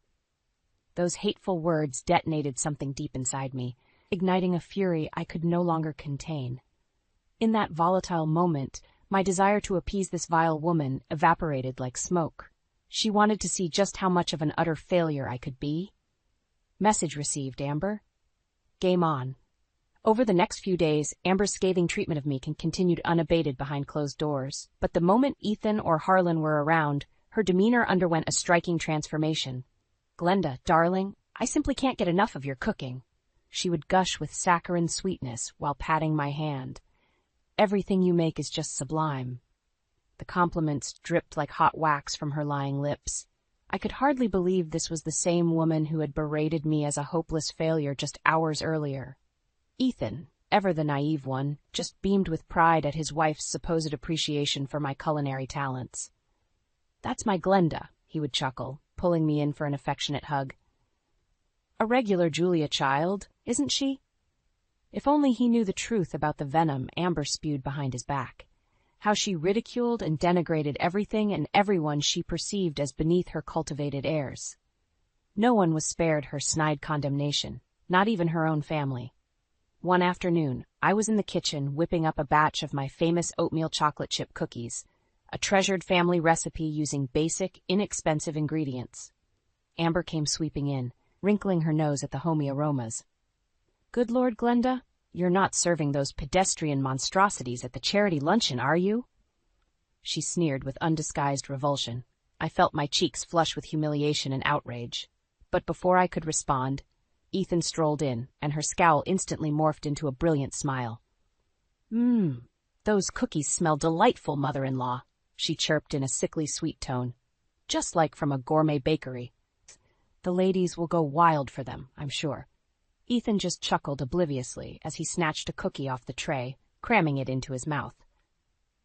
Yup, these are the greatest, he mumbled through a mouthful of crumbs. You've really outdone yourself this time, Mom. It was all I could do to keep from hurling the tray across the room. This two-faced, malicious behavior from Amber was becoming more than I could bear. My own son was so blind to her true, vicious nature that my heart ached for him. Later, after Ethan had left for work, I confronted Amber about her abhorrent double act. Why must you insult me and put down my cooking 1 minute, then turn around and sweetly praise it the next? I demanded, my voice trembling with pent-up emotion. She simply shrugged and rolled her eyes at my wounded indignation. Please, Glenda, don't be so sensitive, she scoffed coldly. I'm just looking out for Ethan's best interests. He doesn't need his oafish mother serving up bargain basement swill and embarrassing him in front of his colleagues and friends. The cruel arrogance in her tone crystallized my determination right then and there. Enough was enough. It was time for this two-faced witch to get her comeuppance once and for all, and I would be the one to serve it up to her on a silver platter.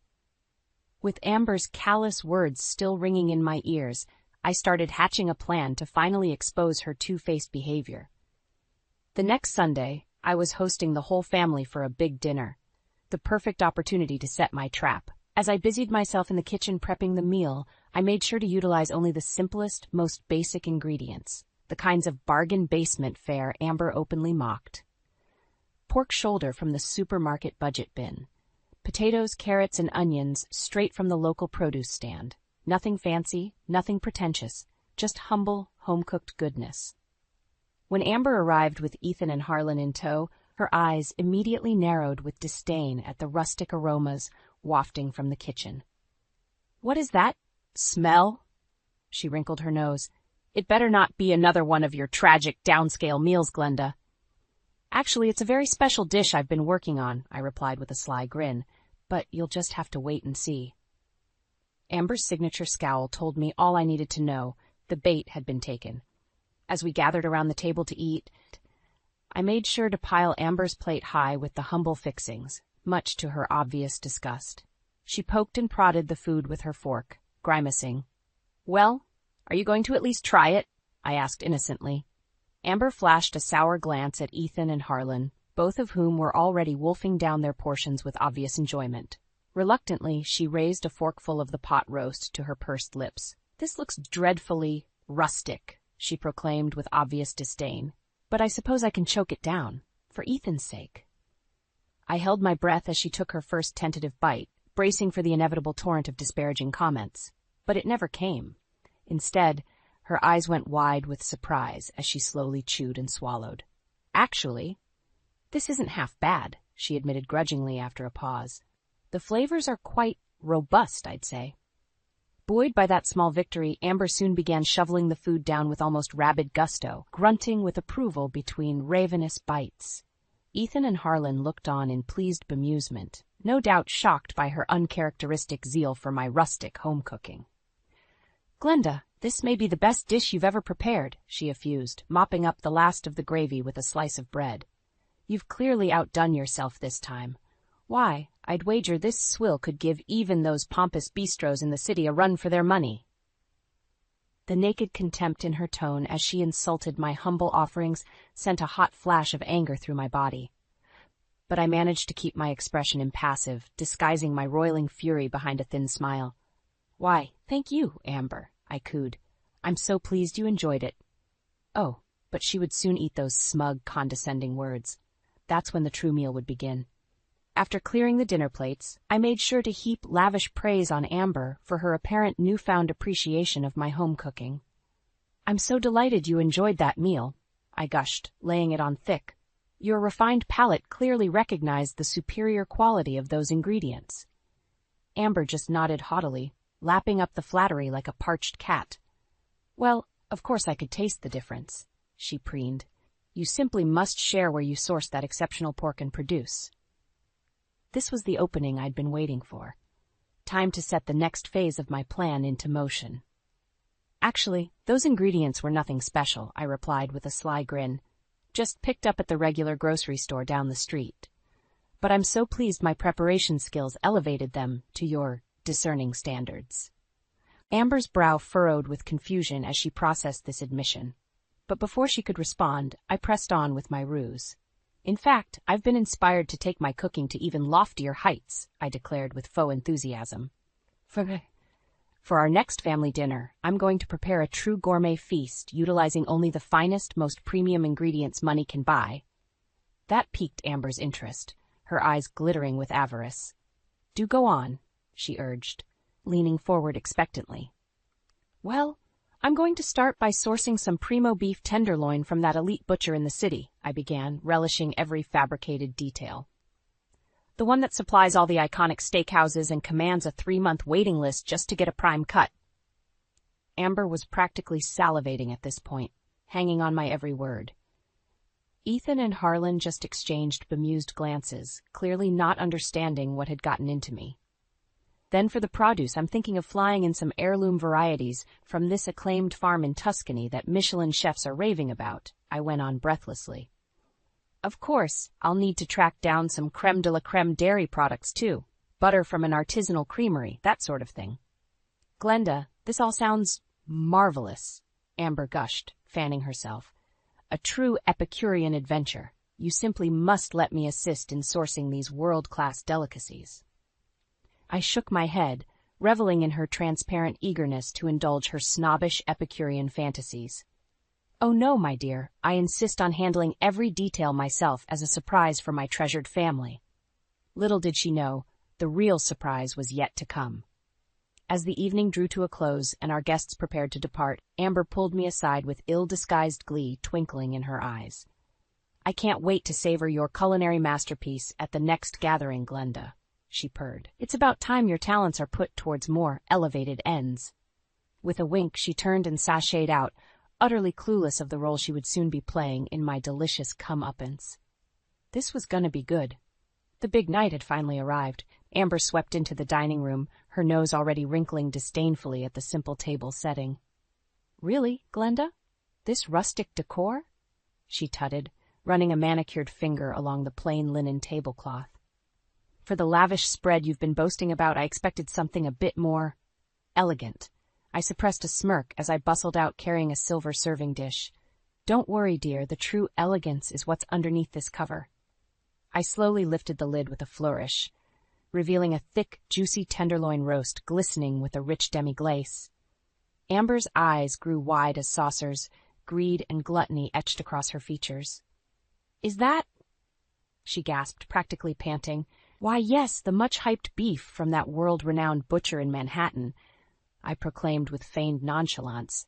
The one with the 3-month waiting list, as I mentioned. Amber's eyes fluttered with rapture as she leaned over to inhale the heady aroma.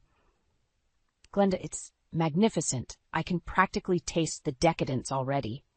She fairly swayed on the spot like a debutante recovering from the vapors, as I set the dish down in front of her with a ceremonious flourish. The other platters I paraded out in succession only heightened her delirious anticipation.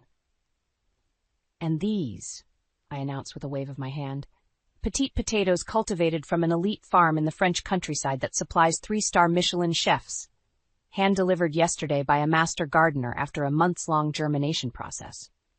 That was complete hogwash, of course. I'd picked those russets up from the supermarket bargain bin just like always. But Amber hungrily gobbled up every word, nodding feverishly all the while. Finally, I presented the pièce de résistance, an exquisite cheesecake drizzled with an emerald mint glaze. Behold, New York's most elite dairy purveyor's smoothest triple cream chèvre, accented with sun-ripened strawberries flown in fresh this morning from a boutique farm in Provence, I breathlessly described with a completely straight face. In reality, it was just a standard supermarket cheesecake doctored up with some mint extract and strawberry jam from my pantry. But Amber was utterly transfixed, borderline comatose with avarice as she fixated on every imagined delicacy before her.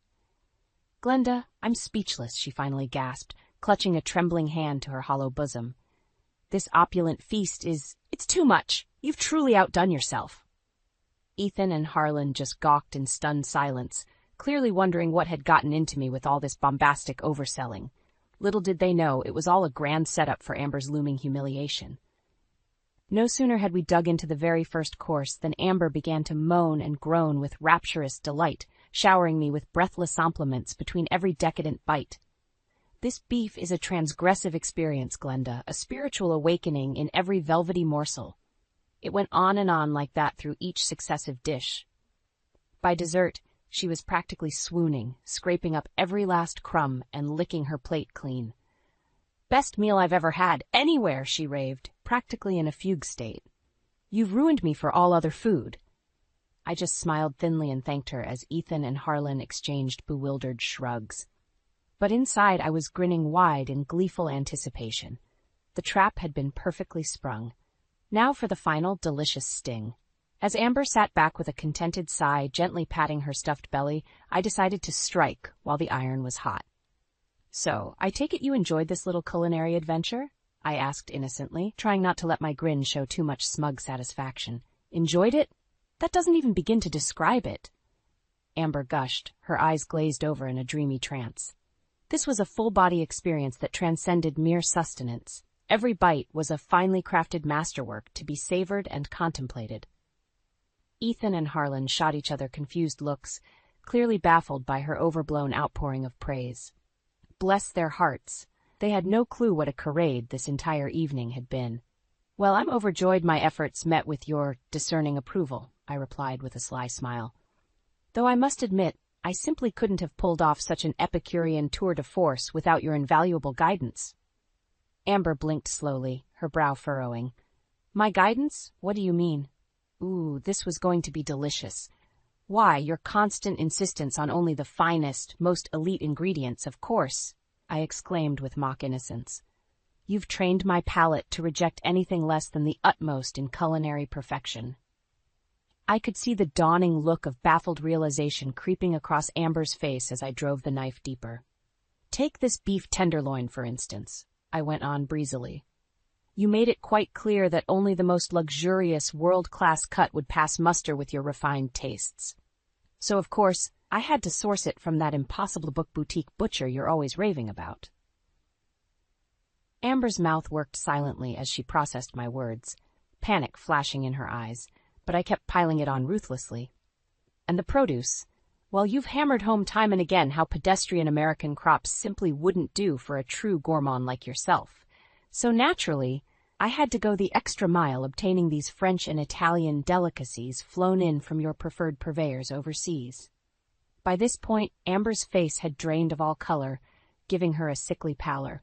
She flicked a terrified glance over at Ethan and Harlan, seeing the first cracks in her facade forming. That's not...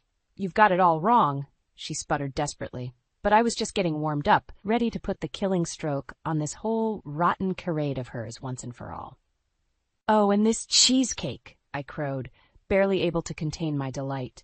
"You certainly gave me an education on why no ordinary cream cheese would suffice. Only the organic, artisanal triple cream from that snobby little Madison Avenue fromagerie could possibly meet your lofty standards." Amber opened and closed her mouth wordlessly, utterly at a loss as the entire web of lies she'd spun unraveled around her.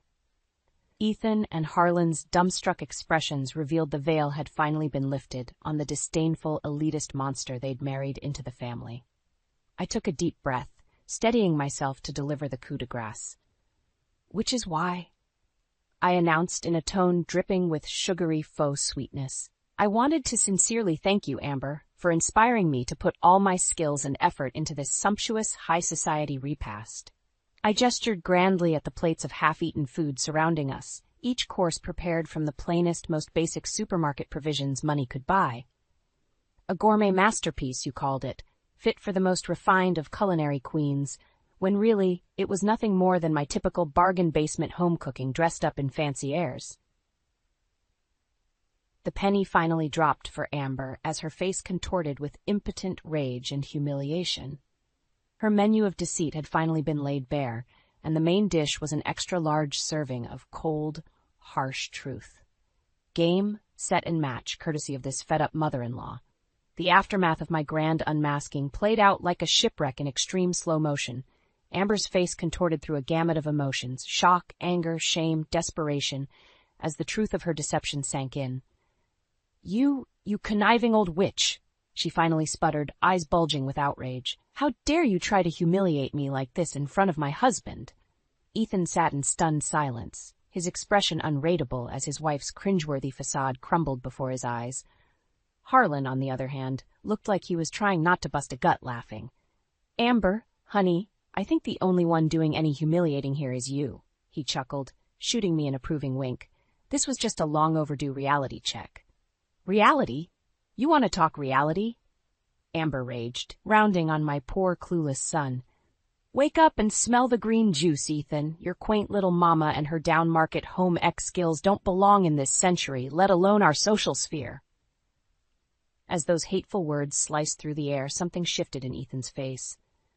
The rose-tinted scales of denial seemed to fall away as he finally got an unfiltered look at the poisonous snake he'd married. That's enough, he said quietly, raising a hand to silence Amber's tirade. I've heard more than enough out of you tonight. Amber froze, her mouth hanging open in gobsmacked shock. She clearly wasn't accustomed to Ethan going against her arrogant diktats. But darling, you can't be serious, she sputtered incredulously. You're really going to take the word of this spiteful old troll over your own wife? Ethan's jaw tightened as he rose to his feet, anger flashing in his eyes. Maybe if my wife had been an honest, loyal partner, instead of a lying, materialistic snob, I wouldn't have to make that choice. The air fairly crackled with tension as Amber's shrill scoffing filled the room. Well, I can certainly see where your true priorities lie, Ethan Morris, with the help in their downscale ways, apparently. She shot me one last murderous glare before snatching up her purse and storming towards the door. Don't worry, I know when I'm not wanted, she hurled over her shoulder. Have fun playing house with Mummykins and her pathetic home cooking. I deserve better than this poverty-class charade. The slamming of the front door behind her echoed through the stunned silence that followed. Ethan stood rooted to the spot, head bowed, as the gravity of this marital rupture washed over him. At last he raised his gaze to meet mine, a lifetime of pent-up hurt and frustration shining in his eyes. Mom, I'm so sorry, he said, his voice thick with emotion. You were right all along about Amber. I was just too blind and dazzled to see the truth. In that moment, I felt the icy knot of resentment that had taken root in my heart all those years began to thaw and dissolve. My son had been lost, true, but now, finally, he had found his way home. As I pulled Ethan into a fierce, forgiving embrace, I knew our family had been irrevocably broken, but not beyond repair. We would pick up the pieces, slowly healing the rifts that Amber's greed and cruelty had torn open through our unconditional love and stubborn decency. And this time there would be no snobby pretenses or polite fictions masking the truth, just the honest bonds of this mother and son duo firmly intact, sharing good food, good company, and stubborn determination to always keep it real, no matter how ugly.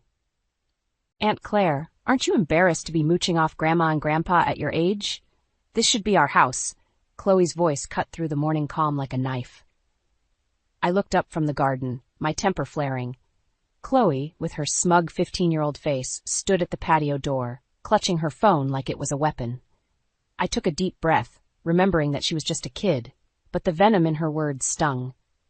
Chloe, I think you've misunderstood something, I said as calmly as I could manage. I'm here to help your grandparents, not to take anything from them. Her eyes rolled dramatically. Yeah, sure, that's what Mom says too. I turned back to my work, trying to tune out the negativity. I couldn't figure out what had changed in the years I was gone. How did my sweet niece become so spiteful? And why were Eric and Susan fueling this hostility? The screen door creaked open, and my mother, Linda, came out carrying a tray of lemonade. Everything all right, honey? She asked, casting a cautious glance in Chloe's direction. Just a little misunderstanding, I replied, standing up to take a glass. Where's Dad? He's inside fixing the sink, she said, her eyes softening with worry. Eric's family should be here soon. You know how he gets if things aren't perfect. Perfectly unreasonable, I muttered under my breath. Mom's face fell for a moment, but she quickly regained her composure. Well, let's get ready. You know he means well. I knew he didn't. Eric and his family arrived every Sunday like clockwork, turning our home into a battleground. The car's tires screeched on the gravel, and within seconds the front door banged open. Eric's voice boomed through the house. "Why is there dirt on the floor? Can't anyone keep this place clean?" I tensed, feeling the all-too-familiar knot of frustration in my stomach. Eric stormed into the kitchen, Susan right behind him. "Claire, did you forget to clean? Or are you just too lazy?" He sneered. I met his gaze, my voice steady. "I was in the garden. The house is fine." "It's far from fine. I'm embarrassed to bring Susan and Chloe here," Eric spat, grabbing the lemonade from the tray with a scowl. Susan smirked, looking down her nose at me. "Just try to do better, all right? We have standards." Chloe sauntered past, purposely knocking over a stack of books on her way to the living room. "Oops!" I clenched my fists, trying to keep my cool. My parents appeared behind me, Dad's wrench still in hand. "We invited you for a family dinner, not to criticize us." Eric rolled his eyes.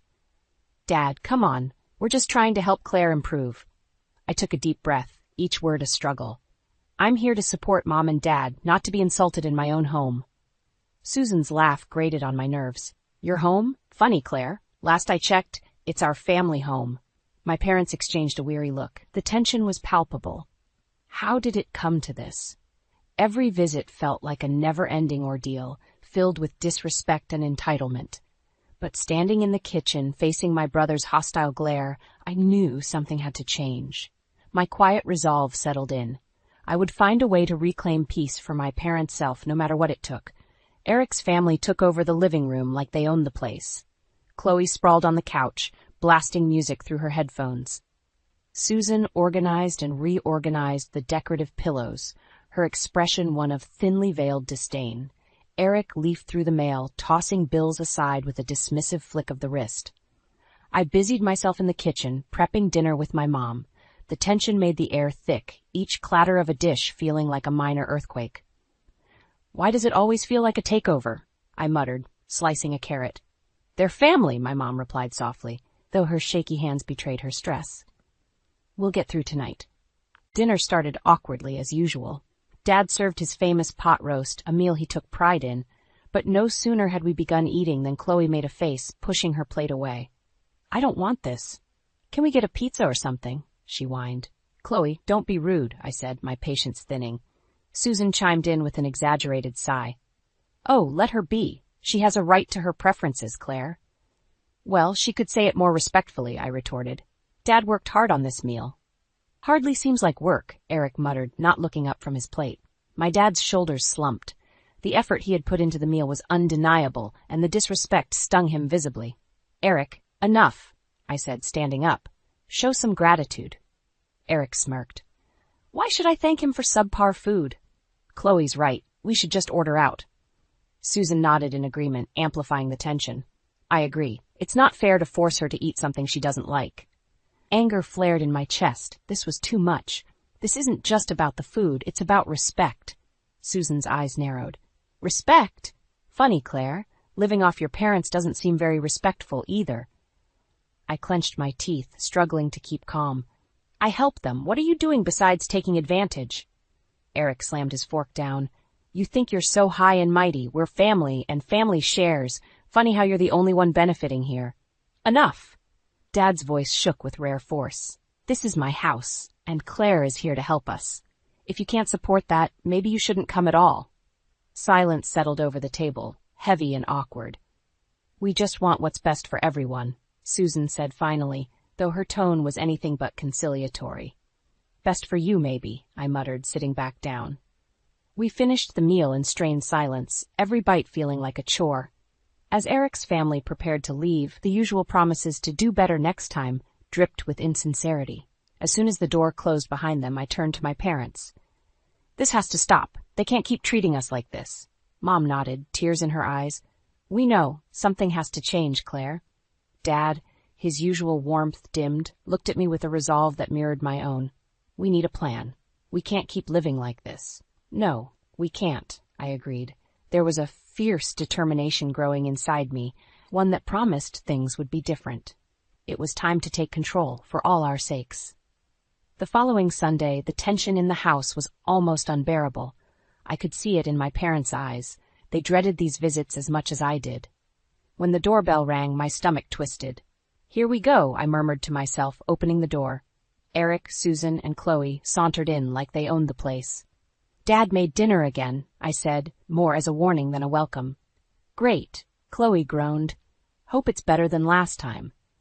We gathered around the table. Dad brought out a steaming dish of pasta, but as soon as he set it down, Chloe crossed her arms and scowled. "I don't want pasta. I want burgers," she declared, eyes locked on her phone. "This is what we're serving tonight, Chloe," I said as calmly as possible. "You don't always get what you want." Eric leaned back in his chair, smirking. "Claire, you need to stop telling our daughter what to do. She's got her own mind." "Her mind? All she does is complain," I shot back. "Calm down, everyone," Mom pleaded, looking helpless. Susan took a small bite and then grimaced. "Paul, do you ever cook anything edible?" Dad's hands shook slightly as he reached for his glass of water. I could feel my anger boiling over. "How dare you? Dad's a retired chef. Show some respect," I said sharply. "Retired being the key word," Eric added, laughing. At that moment, Dad's face turned beet red. "If you don't like the food, you're welcome to leave," he said, a quiver in his voice, but a firmness I'd rarely seen. Susan snorted. "Fine, Chloe. Let's go. We'll get takeout." Chloe stood, shoving her chair back with unnecessary force. "Good. This place is lame anyway." "Stop," I yelled, standing up so fast my chair tipped over. "You're not just taking advantage of our hospitality. You're ruining our family." Eric's eyes narrowed. "And what are you going to do about it, Claire?" I met his gaze, unflinching. "I don't know yet, but this stops now." Susan laughed, a cold, mocking sound. "Good luck with that. Let's go, Chloe." They marched out, slamming the door behind them. The house fell into silence again, but this time it was laced with a newfound tension. "We can't keep living like this," Dad said, sinking into his chair. "No, we can't," I agreed. "But what can we do?" Mom hesitated, but finally spoke up. "We're going to transfer the house to you, Claire. Let's look for a smaller place that's just for us." I stared at them, surprised. "Are you sure? That's a big step." Dad nodded. "We're tired of Eric's demands and Susan's insults. It's time we took control back." My own resolve hardened at that moment. "All right, I'll get everything started. We're not doing this alone. We're doing it together." That night, as I lay in bed, the plan started forming in my mind. This wasn't just for me. It was for my parents, and I'd do whatever it took to protect them. It was time to put our plan into action. The following weekend, Eric's family barged in with the usual sense of entitlement. This time, however, the air felt heavier. Everyone sensed that something was about to break. Before we even finished dinner, Chloe threw her fork down, her face scrunched up in disgust. "I'm not eating this," she yelled, pushing her plate away and standing up abruptly. "Chloe, sit down and eat your meal," I said sternly, my patience wearing thin. "No, this is gross. I want pizza," she shot back, crossing her arms defiantly. Susan smirked up at me from her seat. "She's right, Claire. Why do you keep forcing her to eat this stuff? Just let her order what she wants." Dad's confidence seemed to falter as Susan's words dug in, his shoulders drooping slightly. "Do you know how disrespectful that is?" I snapped, glaring at Susan. "This isn't a restaurant. Dad worked hard on this meal." Eric, who had been silent until now, suddenly stood up, knocking his chair over. "That's enough. We're moving in, Claire. This is our house too, and we're done with these stupid dinners." The room plunged into shocked silence. "You can't be serious," I finally said, my voice shaking with fury. "This house isn't big enough for all of us." Eric crossed his arms, his face set in a steely glare. "We'll make it work." "No," I said firmly, "you can't just declare it and make it so. And what do you plan to contribute, financially or otherwise?" "We're family," Susan interjected smoothly, standing up to join Eric's side. "We shouldn't have to pay to live here. It's as much ours as yours." "That's not happening," I said coldly, feeling my parents' support beside me. "You're not moving in and taking over. You can't just decide and invade our home." Eric's eyes flared with anger. "Try and stop us, Claire." My mother stepped forward, her voice soft but steady. "Eric, we've made a decision. We're transferring this house to Claire. You can't bulldoze over our wishes." Eric's face turned a deep shade of red. "What? You can't do that!" "It's already in the works," Dad added, regaining his composure. "We're not allowing this house to fall into your hands."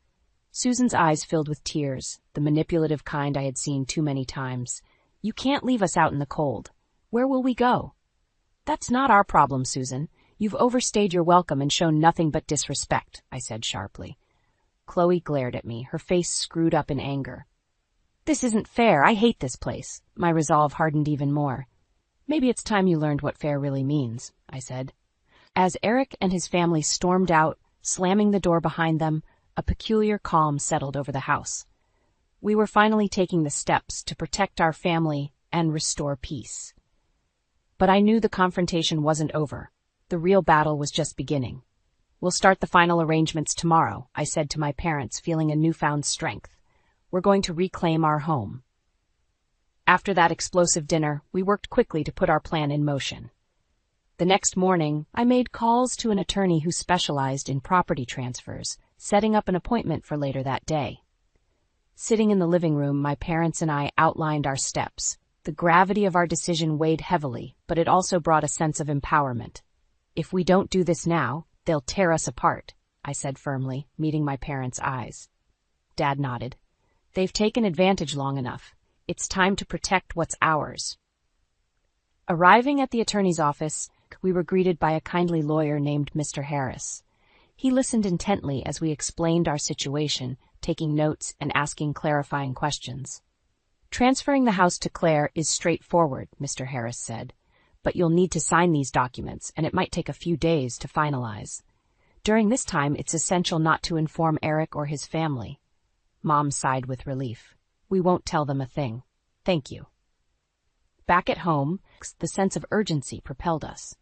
I began researching smaller homes for my parents, focusing on comfort and accessibility. Each evening, we'd gather around the dining table and review listings, debating pros and cons. I like this one, Mom pointed to a cozy bungalow. It's got everything we need and is near the park. It's perfect, I agreed, smiling. Dad's eyes softened as he looked at the listing. It'll be a fresh start for us. Once the house transfer documents were signed, sealed, and delivered, I worked swiftly to secure the bungalow we had chosen. Everything seemed to fall into place, and I couldn't help but feel a growing sense of vindication. A few days later, while I was packing up some of their belongings, Eric barged in without knocking. His face was red with fury. I know what you're doing, he spat. You think you can just cut us out? Eric, this isn't your decision to make, I replied, standing my ground. Mom and Dad have made their choice, and you need to respect it. Respect? You think that's what you're showing them? Susan's voice echoed from the hallway as she marched in behind Eric. You're brainwashing them against us. I laughed, though it was humorless. Brainwashing? Look at how you've treated them. This is about protecting them. This isn't over, Eric threatened, grabbing Susan's arm. Mark my words, Claire. They stormed out, but I felt a sense of resolve. Let them try, I thought. The next morning, I sat with my parents as we finalized the moving date. You'll be settled in the new house next week, I said, feeling a wave of relief. Packing day approached, and as we loaded the last box into the moving truck, my parents looked at me with gratitude. Thank you, Claire, Mom said, her voice choked with emotion. We couldn't have done this without you. Dad placed a hand on my shoulder, his eyes reflecting both pride and relief. We're finally free. I nodded, feeling the weight lift off our shoulders. This was just the beginning. We had reclaimed our peace, and I was more determined than ever to keep it that way.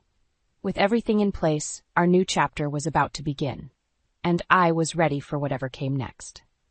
Moving day arrived with a mixture of nervous anticipation and unmistakable relief. As the last box was loaded onto the truck, I caught sight of a moving van turning onto the street. Eric's here, Dad said quietly. I nodded. I'll handle it. Eric burst out of the van with Susan and Chloe trailing behind, looks of confusion quickly turning into rage. What the hell is going on? He demanded, his voice booming. Why is the house empty? I stepped forward, taking a deep breath. The house is ours now. We've moved Mom and Dad to a new place that suits their needs better. You were out of line, and this was the best decision for them. You can't just decide that for us, Susan screeched, her face contorting in anger. We were supposed to move in today. Well, you're not, I said firmly. The house no longer belongs to you, and honestly, it never did. Eric's face turned redder, veins bulging on his neck. This isn't over, Claire. You think you can just kick us out like this? A demolition crew pulled up as I spoke, and suddenly the sound of machinery filled the air. "Oh, it is over," I replied, signaling the crew to start. "We're downsizing the house. It will be demolished and rebuilt. You have no place here." Susan's face went pale, then twisted in fury. "You'll regret this," she spat, tears starting to form. "We'll fight this legally." "Good luck," I said with a chilling calm. "Everything has already been legally transferred. You have no claim." Chloe stood there, stunned into silence for once. She looked up at her parents, confusion and fear mingling in her eyes. "What are we going to do?" she asked, her voice small. That question hung heavily in the air, unanswered. Eric and Susan's bravado faltered, reality sinking in. They hadn't expected us to fight back, and they certainly hadn't expected to lose. "Mom, Dad," I called out, motioning them over. "It's time to go to your new home." Mom and Dad walked over, their faces a mixture of sadness and relief. "Claire's right," Dad said, his voice steady. "This is for the best." Eric made a last-ditch effort, grabbing Dad's arm. "You can't leave us like this, Dad. We're family." Dad shook his arm free, looking Eric in the eye. "We are family, which is why I hoped you'd understand. We need peace, Eric. We can't have that with you here." Susan sobbed openly now. And Chloe was on the brink of tears. "This is our home," she insisted, stamping her foot. "Not anymore," I said firmly. "Your behavior left us no choice." We turned and walked to the car as the demolition team began its work. The sound of walls coming down filled the air, blocking out any further argument from Eric and his family. As I drove my parents to their new home, a weight lifted from all of us. Reaching the small, cozy bungalow, I helped my parents settle in. There was an undeniable sense of relief as we unloaded the last of their belongings, each item a symbol of a fresh start. "Thank you, Claire," Mom said, giving me a hug. "This means everything to us." Dad gave a nod of approval, his eyes glistening. "You've given us a new life." I smiled, feeling the peace we had fought so hard for settling around us. We had taken a stand, reclaimed our dignity, and protected our family. And for the first time in a long time, it felt like we had truly come home. The week following the move was blissfully quiet. My parents settled into their new home, their faces visibly more relaxed, but I couldn't shake the feeling that Eric and Susan wouldn't give up easily. One evening, as we were unpacking the last of the boxes, my phone buzzed with a message from Eric. "Meet me at the old house tomorrow. We need to talk." The next day, I arrived at the now empty lot. The sight of the demolished house felt both empowering and bittersweet. Eric stood there, looking more disheveled than usual. Susan and Chloe were in the car, their faces a mixture of anger and confusion. "What do you want, Eric?" I asked, keeping my voice steady. "This isn't fair, Claire," he began, his tone more desperate than before. "You can't just take everything away from us." "I didn't take anything, Eric. You pushed us to this point with your behavior. We needed to protect Mom and Dad." "Protect them from what? Us? We're family," Susan shouted from the car, her face contorted with anger. "Family doesn't treat each other the way you have," I said coldly. "You disrespected and manipulated them. It's over." Eric stepped closer, his voice dropping. "You don't understand, Claire. We're in serious financial trouble. We need this house." I felt a brief pang of pity, but quickly suppressed it. "You should have thought about that before treating us like doormats. Besides, it's too late. The house is gone, and so is your claim to it." Chloe finally stepped out of the car, tears streaming down her face. "Where are we supposed to go? We have nowhere else." "That's not my problem. You brought this on yourselves," I said, though it hurt seeing my niece like that. "We'll fight this. We'll find a way to get back what's ours," Susan yelled, her voice cracking. "Good luck with that," I replied simply, turning to leave. "It's done." Back home, I relayed the encounter to my parents. They listened quietly, their faces reflecting a mix of sadness and relief.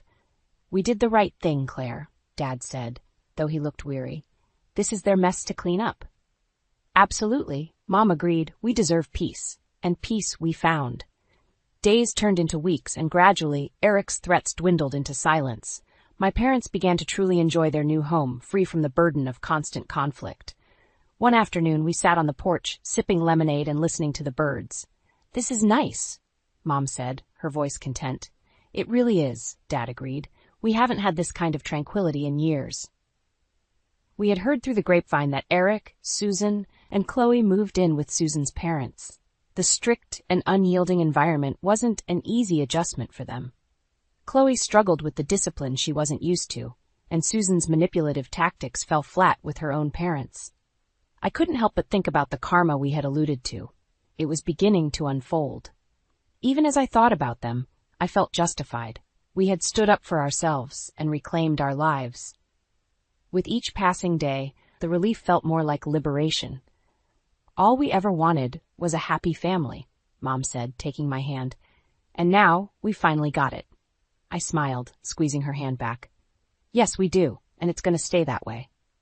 As the sun set on the horizon, painting the sky in hues of orange and pink, I realized that this was just the beginning, for us, and perhaps even for Eric's family, in their own way.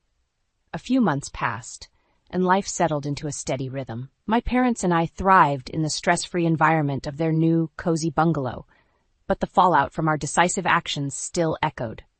One morning, as I sat in the kitchen sipping coffee, the phone rang. It was Eric. I hesitated for a moment before answering. Claire, he started, his tone surprisingly subdued. We need to talk. What is it, Eric? I asked cautiously. We're struggling, he admitted. Susan's parents aren't exactly welcoming, and Chloe is having a hard time. Can we meet? I thought carefully before agreeing. Fine, let's meet at a cafe downtown at noon. When I arrived, Eric and Susan were sitting at a table, looking more worn than ever. Chloe was absent, likely in school or avoiding the confrontation. Eric spoke first. Look, Claire, we messed up. We've realized that, but we're in a bad spot. We need help. Susan nodded, though her usual haughtiness was noticeably absent. Living with my parents hasn't been easy. They're strict, and it's been hard on Chloe. This whole situation has made us rethink our actions. I leaned back, crossing my arms. It took this long for you to see reason? Eric sighed deeply. Yeah, it did. But we're ready to make things right. We need your forgiveness. I felt a flicker of pity. What exactly do you want from me?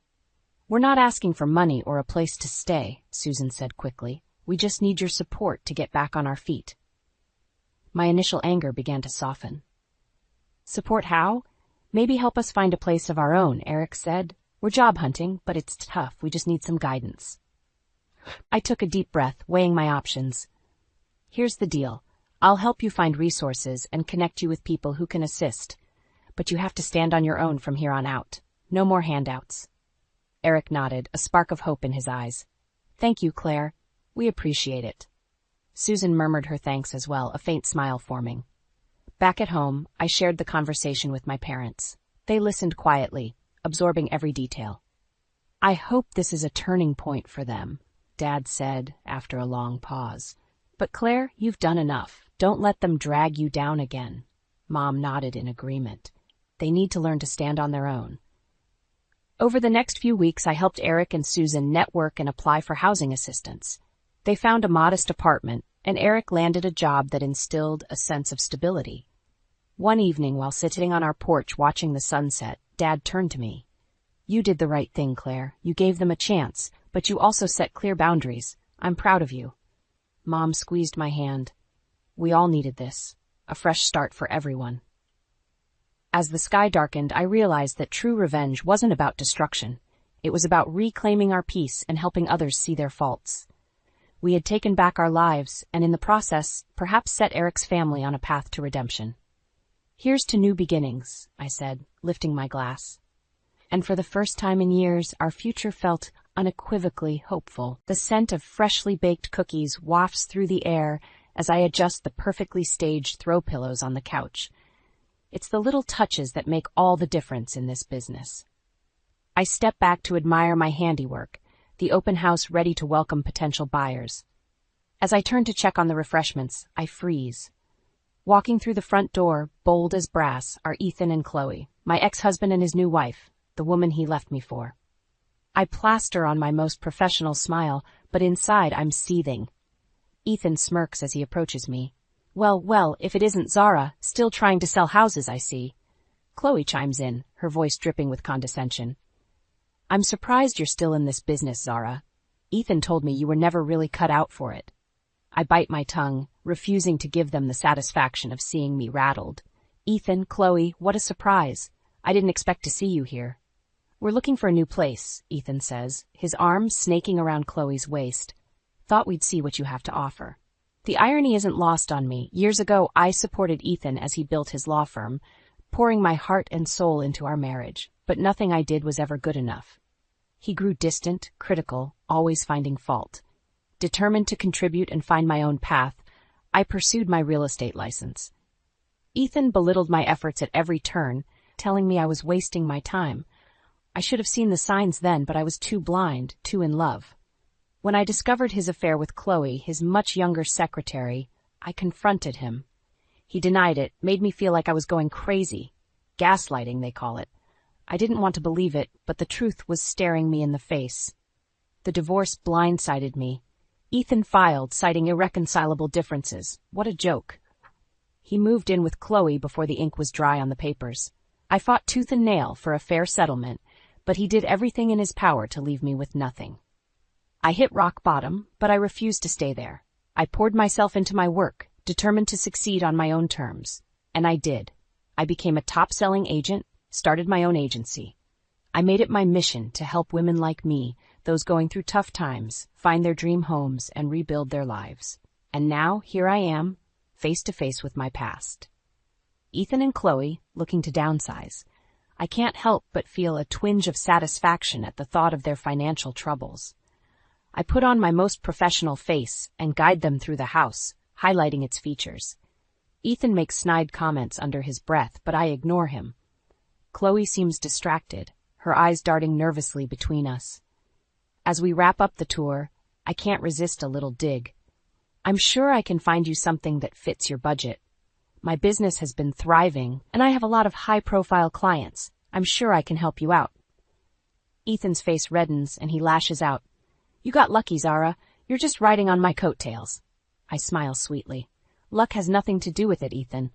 I worked hard for what I have, and I did it all without you. Chloe shifts uncomfortably, and I can see the cracks in their perfect facade. This is just the beginning. They have no idea what's in store. The memories flood back as I drive home from the open house. Ethan's smug face, Chloe's cutting remarks. They're like a knife twisting in my gut, reminding me of everything I've tried to put behind me.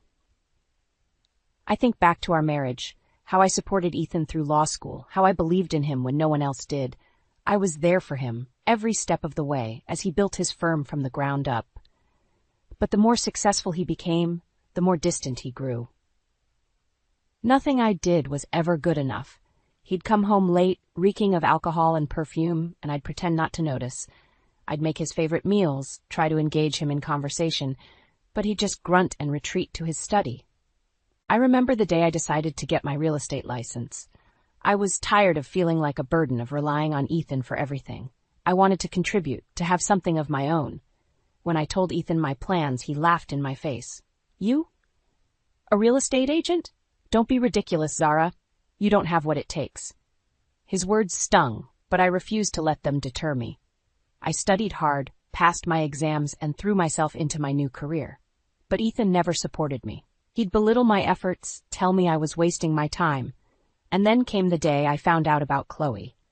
I stumbled upon a text message on Ethan's phone, a flirty exchange between him and his secretary.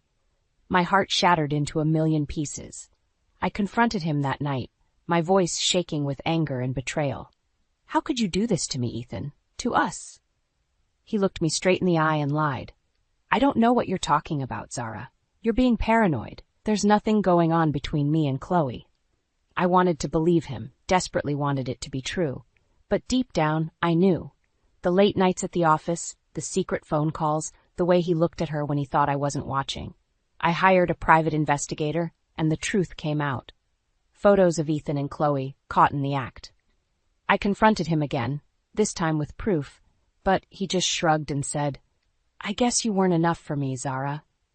I need someone who understands me, who supports my dreams. The divorce was a nightmare. Ethan fought me every step of the way, trying to leave me with nothing. He even had the audacity to claim that I was the one who had been unfaithful.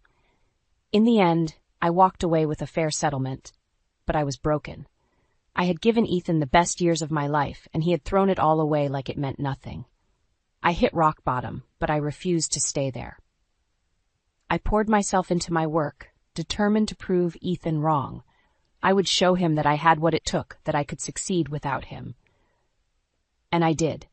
I became a top-selling agent, started my own agency. I made it my mission to help other women like me, those who had been knocked down but refused to stay there. But seeing Ethan and Chloe today, it all comes rushing back. The pain, the betrayal, the anger. I want to scream, to lash out, to make them feel even a fraction of the hurt they caused me. But I won't. I'm better than that. I'm stronger than that. I've built a life for myself, a life that Ethan can never take away from me.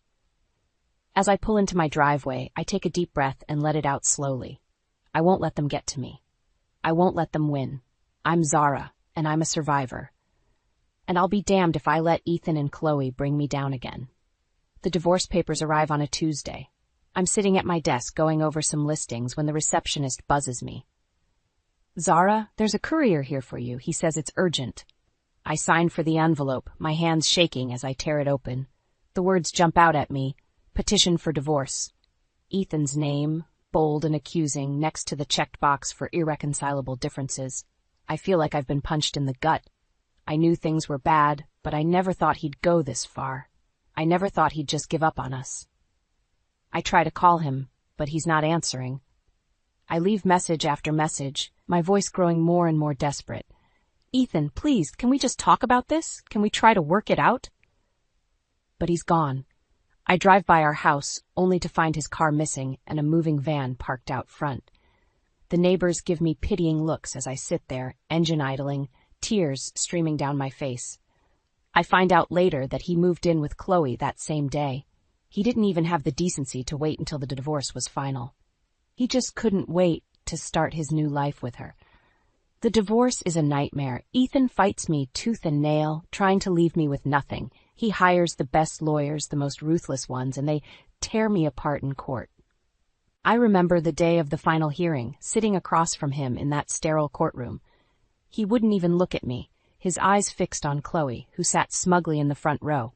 The judge bangs his gavel, and it's over. I walk away with a settlement, but it feels like a hollow victory. I've lost everything that ever mattered to me. I hit rock bottom after that. I can barely get out of bed in the morning, let alone go to work. I start drinking just to numb the pain. I push away my friends, my family. I don't want their pity, their platitudes. But then one day I wake up and realize I can't go on like this. I can't let Ethan win. I can't let him destroy me. I pour myself into my work, determined to succeed. I take on every listing, every client. I work harder than I ever have before, fueled by a fire in my belly that won't be quenched, and slowly, painfully, I start to rebuild my life. I find a new apartment, a cozy little place that's all mine. I make new friends, people who don't know my past, who don't look at me with sympathy in their eyes. I focus on my clients, on helping them find their dream homes. I specialize in working with women going through divorces, women who are starting over just like me. I become their champion, their rock. And as the months turn into years, I start to heal. The pain never goes away, not completely, but it becomes bearable. I learn to live with it, to use it as fuel for my ambition. I become a top-selling agent, start my own agency. I surround myself with people who lift me up, who believe in me. I find a new sense of purpose, a new reason to wake up in the morning. But I never forget what Ethan did to me. I never forget the way he tossed me aside like I was nothing. And I vow that one day I'll make him pay. One day I'll show him exactly what he lost when he chose Chloe over me. One day I'll have my revenge.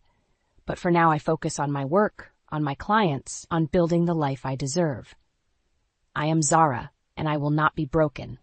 Years pass, and I throw myself into my work with a vengeance. I take on every listing, every challenge. I work longer hours than anyone else, determined to prove myself. And it pays off. My sales numbers skyrocket, and I become the top-selling agent in my office.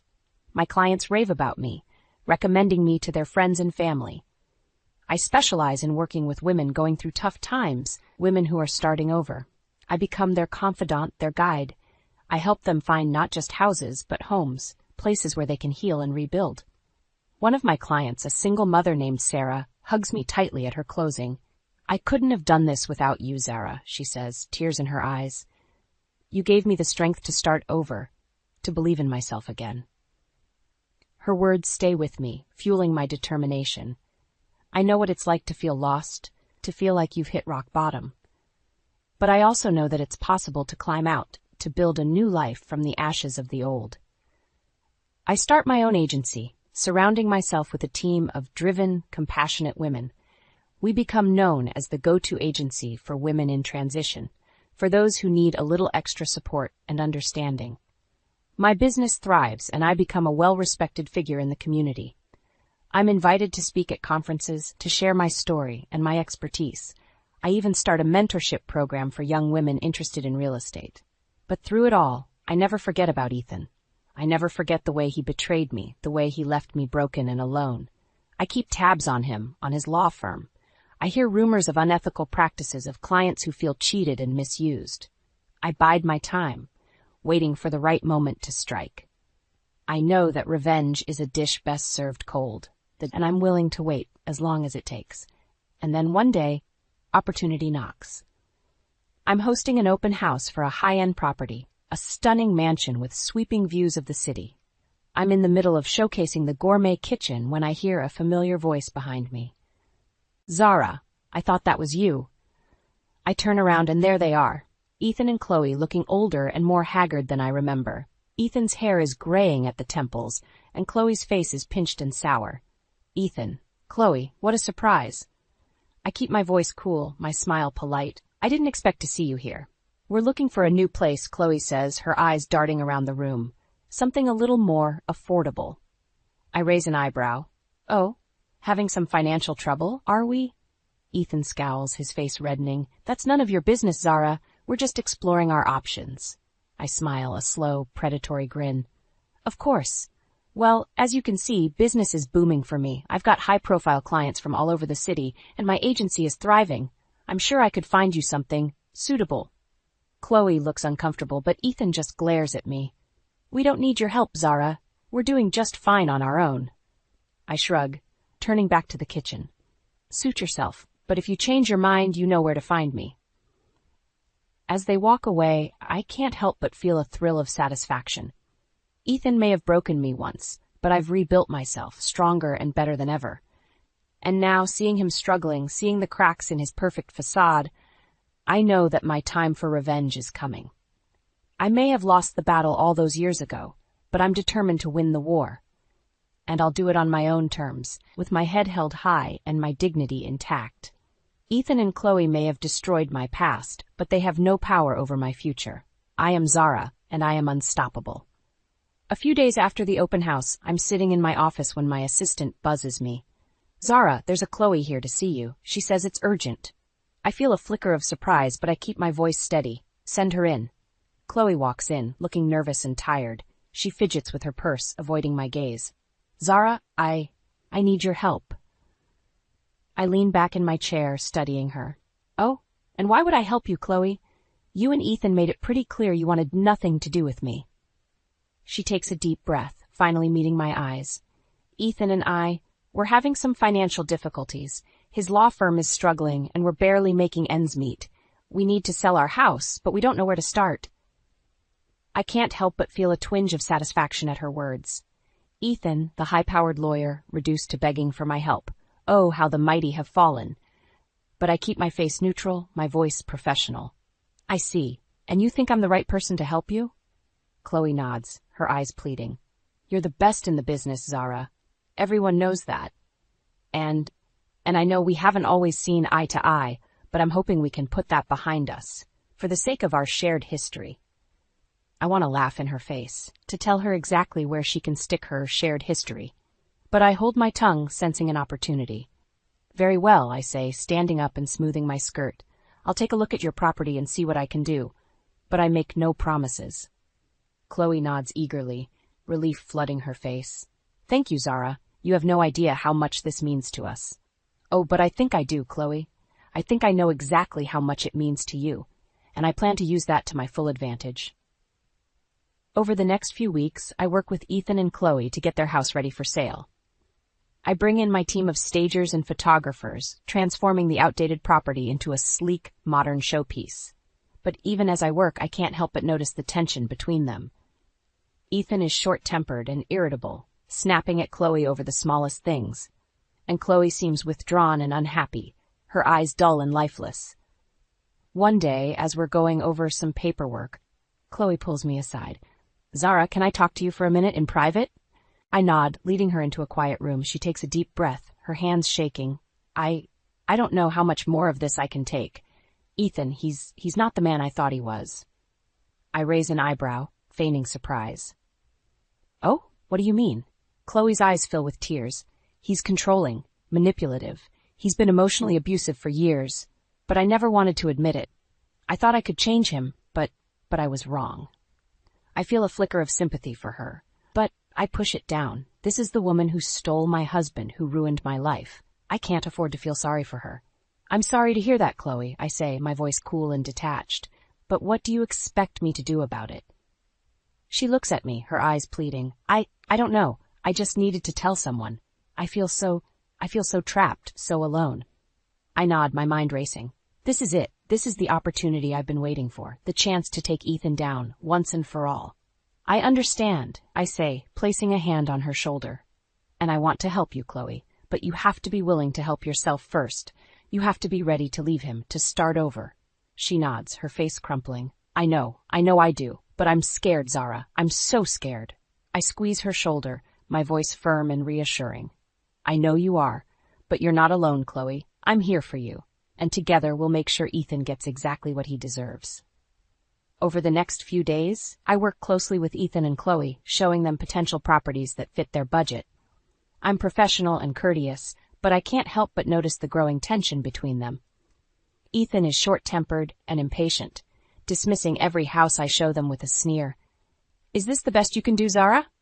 I thought you were supposed to be the top agent in town." I bite back a retort, keeping my smile firmly in place. "I assure you, Ethan, I'm showing you the best properties available in your price range. But if you have something specific in mind, I'm happy to keep looking." Chloe, on the other hand, seems withdrawn and distracted.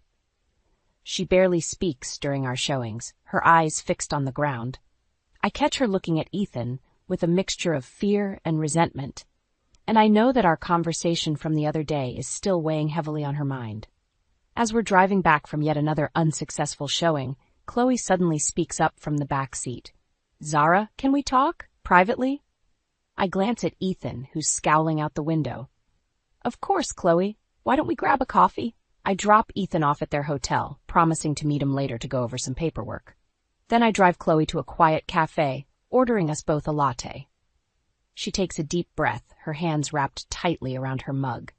"I've been thinking a lot about what you said the other day, Zara, about leaving Ethan, starting over." I nod, keeping my face neutral. "And what have you decided?" Chloe's eyes fill with tears.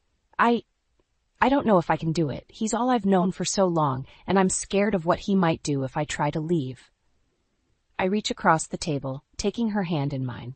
"Chloe, I know it's scary, but you deserve so much better than this. You deserve to be with someone who treats you with love and respect, not someone who tears you down and controls you." She nods, wiping her eyes with a napkin. I know you're right, but I don't even know where to start." I squeeze her hand, my voice firm and reassuring. "Start by talking to a lawyer. Find out what your options are. And in the meantime, document everything. Keep a record of every time Ethan is abusive or controlling.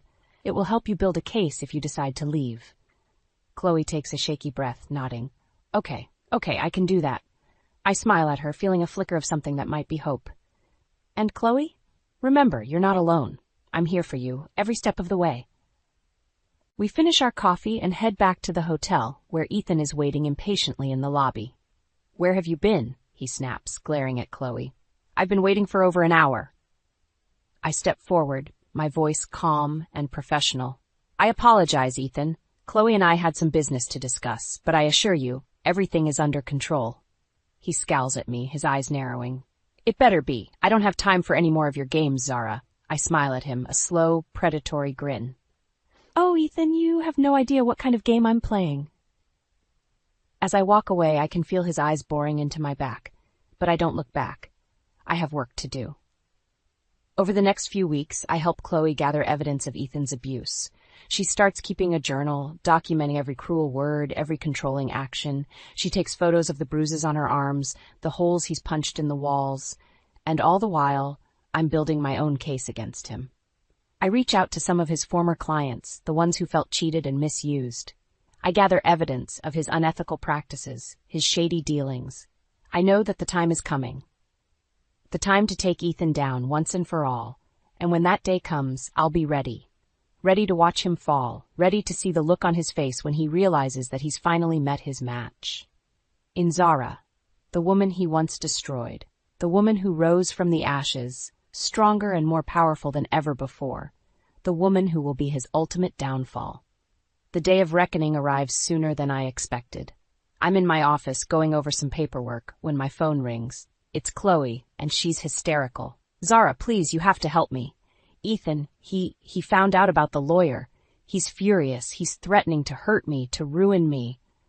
I'm on my feet in an instant, grabbing my keys and my bag. "Chloe, listen to me. Get out of there now. Go somewhere safe. I'll take care of Ethan." I can hear her sobbing on the other end of the line. Okay, I'll go to my sister's place. But Zara, please be careful. He's not in his right mind." I hang up the phone, my heart racing. I know what I have to do. I drive to Ethan's office, my mind churning with possibilities. I know I have to be smart about this, have to play my cards just right. I walk into his office without knocking, my head held high. He looks up from his desk, his face twisting with rage. "What the hell are you doing here, Zara?" I smile at him, a cold, calculating smile. "I think you know exactly why I'm here, Ethan. I know what you've been doing to Chloe. I know about the abuse, the manipulation." He stands up, his fists clenched at his sides. "You don't know anything, Zara. You're just a bitter, jealous woman who can't let go of the past." I laugh, a harsh, brittle sound.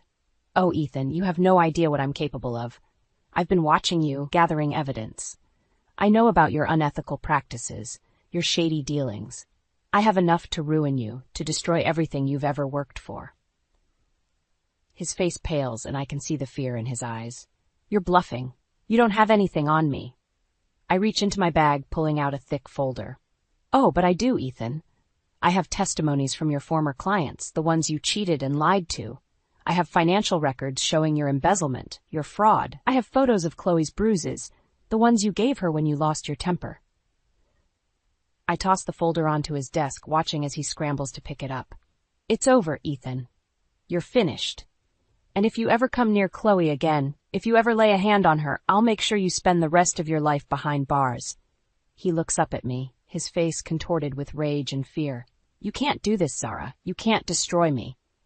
I lean in close, my voice a low, menacing whisper. "Watch me." I turn to walk away, but he grabs my arm, his fingers digging into my skin. "You'll pay for this, Zara. I'll make sure of it." I wrench my arm away, my eyes blazing with fury.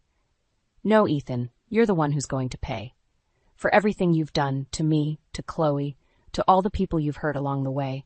You're going to pay, and I'm going to be the one to make sure of it." I walk out of his office, my heart pounding in my chest. I know that this is just the beginning, that there will be a long, difficult road ahead. But I also know that I'm ready for it, ready to fight for what's right, ready to take back the power that Ethan stole from me all those years ago. I get in my car and drive to Chloe's sister's place, my mind racing with possibilities. I know that I have to be there for her, have to help her through this difficult time. But I also know that I have to be strong, have to be the one to lead the charge. Because this is my fight, too.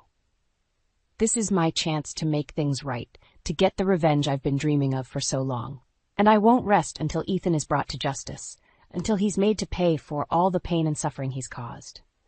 I am Zara, and I am a force to be reckoned with, and heaven help anyone who tries to stand in my way. The fallout from my confrontation with Ethan is swift and brutal. Within days, the news of his unethical practices and abusive behavior is splashed across every newspaper and news site in the city. His law firm crumbles, clients fleeing in droves. His partners distance themselves, desperate to save their own reputations. And Ethan himself is disgraced, his name becoming synonymous with corruption and deceit. I watch it all unfold with a grim sense of satisfaction, knowing that I played a part in his downfall. But I also know that my work is far from over. Chloe files for divorce, and I help her find a new place to live, a small but cozy apartment in a quiet neighborhood. She's scared and overwhelmed, but I remind her that she's not alone, that she has people who care about her and want to help. We spend long hours talking, sharing our stories and our pain. I tell her about my own divorce, about how Ethan nearly destroyed me, but how I found the strength to rebuild my life. And she tells me about the years of abuse and manipulation, the constant fear and self-doubt. Together, we start to heal, to find a new sense of purpose and hope. Chloe enrolls in therapy, starts taking classes to finish her degree, and I throw myself into my work, determined to make a difference in the lives of other women who have been through similar struggles. Months pass, and life starts to settle into a new normal. Ethan is a distant memory, a cautionary tale of what happens when power and ego go unchecked. But then one day, I receive a phone call that changes everything. It's Ethan, and he's begging for my help. "Zara, please," he says, his voice desperate and broken. I know I have no right to ask, but I don't know where else to turn. I'm losing everything, my career, my reputation, my freedom. I need your help. For a moment, I'm tempted to hang up, to leave him to suffer the consequences of his actions.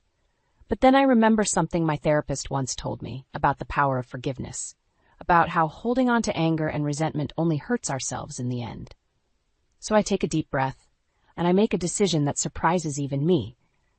Okay, Ethan, I'll help you, but not for you, for me, because I need to let go of the past, to move on with my life.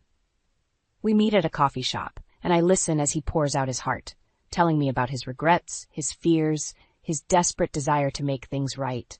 And as I listen, I feel something shift inside me, a sense of closure and release. I offer him some advice, some resources for getting help and making amends, and then I stand up to leave, feeling lighter than I have in years. "Thank you, Zara," he says, his eyes filled with tears. "I know I don't deserve your kindness, but I'm grateful for it nonetheless." I nod, a small smile playing at the corners of my mouth. Take care of yourself, Ethan. And remember, it's never too late to start over. As I walk out of the coffee shop, I feel a sense of peace wash over me. I know that I'll never forget the pain and trauma of my past, but I also know that I've found a way to move forward, to build a new life based on strength, resilience, and hope. I think back to the woman I was all those years ago, the one who was broken and lost, who thought she'd never find her way out of the darkness. And I feel a surge of pride and gratitude for how far I've come, for the person I've become. I am Zara, a survivor, a fighter, a woman who has been through hell and back and come out stronger on the other side. And I know that no matter what challenges life throws my way, I have the courage and the determination to face them head on, to keep moving forward, one step at a time. The envelope trembled in my hands, its crisp white edges mocking me with their perfection. I stared at the return address, willing the name to change. It didn't. Josh Turner. My ex-fiancé? You gonna open that, or just glare it to death? Harris, my colleague, leaned against my office doorway, his salt and pepper hair catching the fluorescent light. I tossed the envelope onto my desk. It's probably just junk mail. Harris raised an eyebrow. Junk mail doesn't make you look like you've seen a ghost, Naomi. With a sigh, I tore open the envelope. A gilded card slipped out, adorned with flowing script. My stomach dropped as I read the words. Well, it's a wedding invitation, I said, my voice barely above a whisper. Josh is getting married. Harris whistled low. That's rough. You okay? I nodded, not trusting my voice. As Harris retreated, giving me space, I forced myself to read the rest of the invitation. That's when I saw it. The bride's name, Laurel Burke. My hands shook as I grabbed my phone, dialing Josh's number before I could talk myself out of it. He answered on the third ring. Naomi? His voice was cautious, tinged with surprise. Why would your sister not attend her own sister's wedding? I demanded, skipping pleasantries. There was a pause. What are you talking about? The invitation, Josh. Your fiancée. Laurel Burke. Why does she have my last name? Oh. Another pause. She said you two were estranged sisters. That's why she didn't want to invite you, but I insisted. I gripped the phone tighter. We're not family. There's no past that binds us as sisters. Look, Naomi, I don't know what kind of family drama you've got going on, but there is no drama, Josh. I cut him off. I've never had a sister. Laurel is lying to you. Silence stretched between us. Then, I think you should talk to Laurel about this. Fine, I snapped. What's her number? Josh hesitated before rattling off a string of digits. I jotted them down, my handwriting barely legible. Naomi, Josh said softly. I'm sorry if this is bringing up stuff. I just thought you should know. I ended the call without responding, my fingers already dialing Laurel's number. It went straight to voicemail. Laurel, this is Naomi Burke. We need to talk about why you're telling people we're sisters. Call me back. I slammed the phone down, my mind reeling. Who was this woman, and why was she claiming to be my sister? More importantly, why was she marrying Josh? A knock at my door startled me. Harris was back, concern etched on his face. You look like you could use a drink. I nodded, grabbing my purse. As we walked to the elevator, my phone buzzed. A text from an unknown number, Laurel. Stay out of my life, Naomi. You've already ruined enough. I showed Harris the message, my hands shaking. I've never even met her. How could I have ruined anything? Harris's jaw tightened. Sounds like someone's playing games. Dangerous ones. As we stepped into the elevator, my phone buzzed again. This time, it was Josh. Laurel's upset. Says you're trying to sabotage our wedding. What's going on? I stared at the message, my mind racing. What had I stumbled into? And how was I going to untangle this web of lies? The elevator doors opened, and Harris gently guided me out. Come on, he said. Let's figure this out over that drink. As we walked into the crisp evening air, I couldn't shake the feeling that this was just the beginning. Something told me that Laurel Burke was about to turn my life upside down, and I had no idea how to stop her. The cafe bustled with the lunch crowd, but I barely noticed as I sat across from Josh, my hands wrapped tightly around a mug of lukewarm coffee. His familiar face, once a source of comfort, now filled me with a mixture of anger and confusion. Naomi, I don't understand why you're making such a big deal out of this, Josh said, his tone dismissive. So what if Laurel says you're sisters? Why does it matter? I leaned forward, my voice low and intense. It matters because it's a lie, Josh. We're not family. There's no past that binds us as sisters. Josh's eyes narrowed. Are you sure about that? Maybe there's something you don't know. I think I'd know if I had a sister, I snapped. What I want to know is why Laurel is lying to you, and why you're so willing to believe her over me. He shrugged, a gesture that used to drive me crazy during our relationship. Laurel's been nothing but honest with me. Maybe you're the one who's confused. I felt my temper rising. Confused? Josh, I'm telling you the truth. Laurel and I are not related. Why can't you see that she's manipulating you? The way I see it, Josh said, leaning back in his chair, you're just jealous. You can't stand the fact that I've moved on and found someone better. His words hit me like a slap. Better? You think a liar is better? At least she's not constantly nagging me about my career, Josh retorted. Unlike you, Laurel supports my music. I laughed bitterly. Your music? Josh, when was the last time you even picked up a guitar? You gave up on your dreams years ago. His face flushed with anger. You don't know anything about my life anymore, Naomi. Laurel believes in me. She's helping me get back into the scene. And let me guess, she's funding your comeback too? I asked, suddenly seeing the situation with painful clarity. Josh's silence was all the confirmation I needed. God, Josh, I said, shaking my head. Can't you see what's happening? She's using you, just like she's using my name. You're wrong, he insisted, but I could see a flicker of doubt in his eyes. Laurel loves me. She wouldn't lie to me. Then explain why she's pretending to be my sister, I challenged. Ask her about her family, her childhood. I bet she can't give you a straight answer. Josh's phone buzzed and he glanced at it. His face paled slightly. I have to go, he said abruptly, standing up. Laurel's waiting for me. As he turned to leave, I called out, Josh, wait. Just be careful, okay? Something's not right here. He paused, looking back at me with a mixture of emotions I couldn't quite decipher. I'll talk to Laurel, he said finally. But I think you're the one who needs to be careful, Naomi. Don't make accusations you can't back up. I watched him walk away, my mind reeling. As I gathered my things to leave, my phone chimed with a text. It was from Laurel. Stay away from Josh. You had your chance. He's mine now, and I won't let you ruin this for me. A chill ran down my spine. I quickly dialed Harris's number, needing to hear a friendly voice. Harris, it's Naomi. Can you meet me? I think I'm in trouble.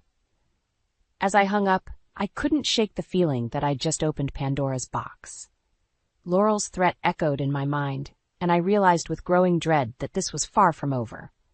Whatever game Laurel was playing, it was clear she saw me as a threat, and I had a sinking feeling that she wouldn't stop until one of us was destroyed. I paced the length of Harris's office, my heels clicking against the polished floor. Harris watched me from behind his desk, concern etched on his face. "Naomi, you need to slow down and tell me exactly what happened," he said, his voice steady and calming. I took a deep breath and sank into the chair across from him. "It's Laurel. She's threatening me, Harris. And Josh, he's completely under her spell." Harris leaned forward, his brow furrowed. "Start from the beginning." I recounted my confrontation with Josh, Laurel's text, and the growing sense of dread in the pit of my stomach. As I spoke, Harris's expression darkened. "Laurel's always brought chaos wherever she goes," he muttered. I blinked in surprise. "You know her?" Harris nodded grimly. "We crossed paths a few years ago. She was working as a temp in our legal department. Left quite an impression, and not a good one." "What happened?" I asked, my curiosity piqued. "Let's just say she has a talent for manipulating people and situations to her advantage," Harris replied. "She nearly cost us a major client with her schemes." I felt a chill run down my spine. And now she's set her sights on me. But why? What could she possibly gain by pretending to be my sister? Harris's eyes met mine, filled with a mixture of concern and determination. "I don't know, but we're going to find out. Naomi, I think it's time you cut ties with Josh and this whole situation. It's not safe." I shook my head. "I can't, Harris. If I walk away now, who knows what Laurel might do? She could ruin my reputation, my career." "We won't let that happen," Harris assured me, reaching across the desk to squeeze my hand. The gesture sent a flutter through my chest, catching me off guard. Just then, my phone buzzed. It was a text from an unknown number. "I know your secret, Naomi. Meet me at Riverside Park at 7 p.m. if you don't want Josh to find out." My hand shook as I showed Harris the message. "What secret?" I whispered, panic rising in my throat. "I don't have any secrets." Harris's jaw clenched. "It's a bluff. She's trying to scare you." "Well, it's working," I admitted. "What should I do?" "We'll go together," Harris said firmly. "I'm not letting you face this alone." As evening fell, Harris and I made our way to Riverside Park. The setting sun cast long shadows across the grass, and a cool breeze rustled the leaves. We found a bench with a clear view of the surrounding area and sat down to wait. At precisely 7 p.m., a figure emerged from the shadows. Laurel. She walked towards us, her face a mask of cool confidence. "I said come alone," she sneered, eyeing Harris. "Whatever you have to say to me, you can say in front of Harris," I replied, grateful for his solid presence beside me. Laurel's eyes narrowed. "Fine. Have it your way." She turned to me, her voice dripping with venom. "I know about the money, Naomi, the funds you embezzled from your last job to pay for your mother's rehab." I felt the blood drain from my face. How could she possibly know about that? I'd gone to great lengths to keep it hidden, even from Josh. Harris's hand found mine, squeezing it reassuringly. "That's a serious accusation, Laurel. I hope you have proof to back it up." Laurel smirked. "Oh, I do. And unless Naomi wants it splashed all over the internet, she'll do exactly as I say." I stood up, my legs shaking, but my voice steady. "What do you want from me, Laurel?" Her eyes glittered with malice. "I want you to disappear. Leave town, quit your job, and never contact Josh again. If you do, I'll make sure everyone knows what kind of person you really are." As Laurel's ultimatum hung in the air, I realized with growing horror that my past had finally caught up with me, and now it threatened to destroy everything I'd worked so hard to build. The church bells chimed as Harris and I approached the ornate doors. My stomach churned with a mixture of dread and determination. I smoothed my navy blue dress, a stark contrast to the sea of pastels surrounding us.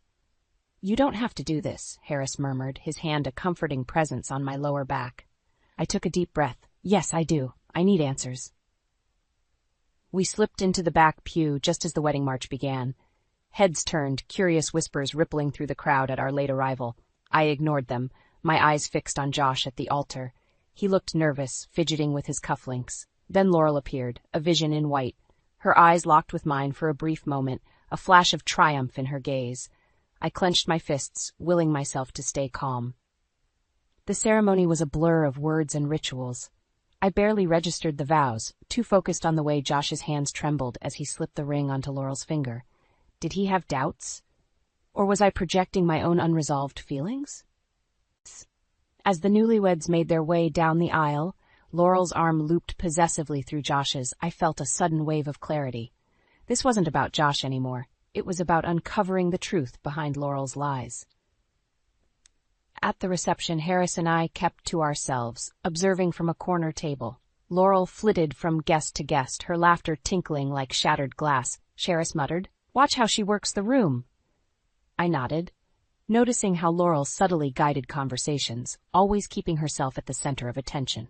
She's been planning this for a long time. Suddenly, Josh appeared at our table, his face flushed from champagne. "Naomi, I'm glad you came," he said, his words slightly slurred. "Can we talk? Alone?" I glanced at Harris, who gave me a reassuring nod. 5 minutes, I told Josh, following him to a quiet alcove. "Why are you really here?"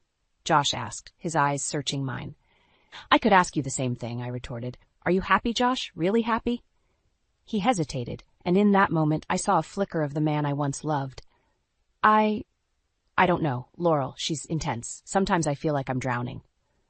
"Then why marry her?" I pressed. Josh's expression hardened. "Because she believes in me. She supports my music, unlike you." I laughed bitterly. "Is that what she told you? Josh, I always supported your dreams. It was you who gave up." Before he could respond, Laurel's voice cut through the air. "There you are, darling." She sidled up to Josh, her eyes cold as she regarded me. "Naomi, I'm so glad you could make it. It means so much to have my long-lost sister here." I bristled at her words. "Cut the act, Laurel. We both know we're not sisters." Laurel's smile never wavered. "Oh, Naomi, always so dramatic. Perhaps it's time I shared some family photos with our guests. I'm sure they'd love to see us growing up together." My blood ran cold. "What are you talking about?" She leaned in, her voice a venomous whisper. "I have quite the collection. It's amazing what you can do with Photoshop these days."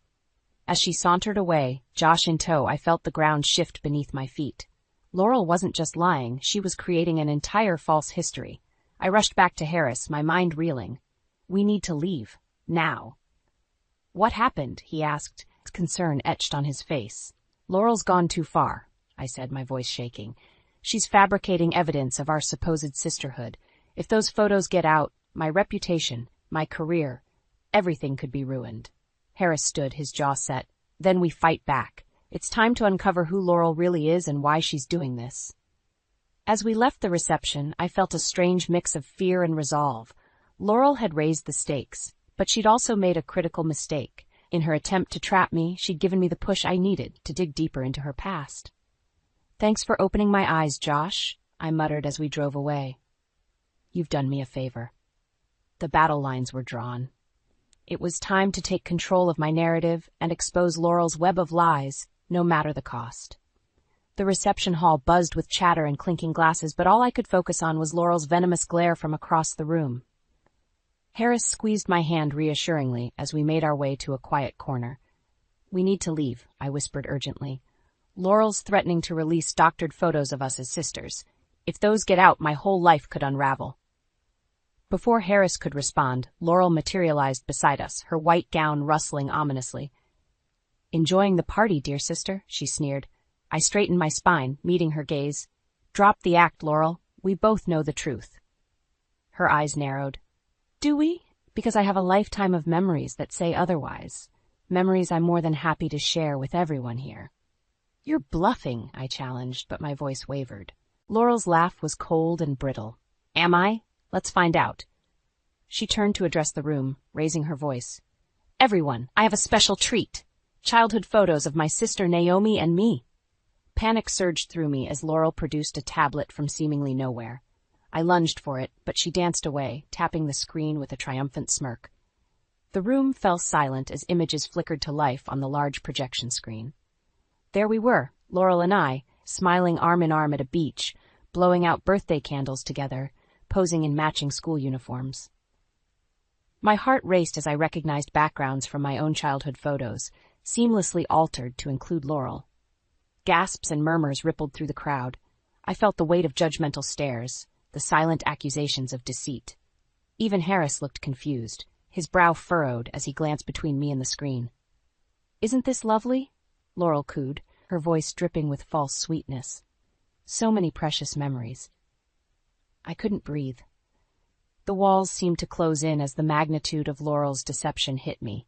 She hadn't just fabricated our relationship. She'd rewritten my entire history. "That's enough." Harris's voice cut through the chaos. He strode to the front of the room, unplugging the projector. "This is a wedding, not a slideshow. Let's get back to celebrating the happy couple."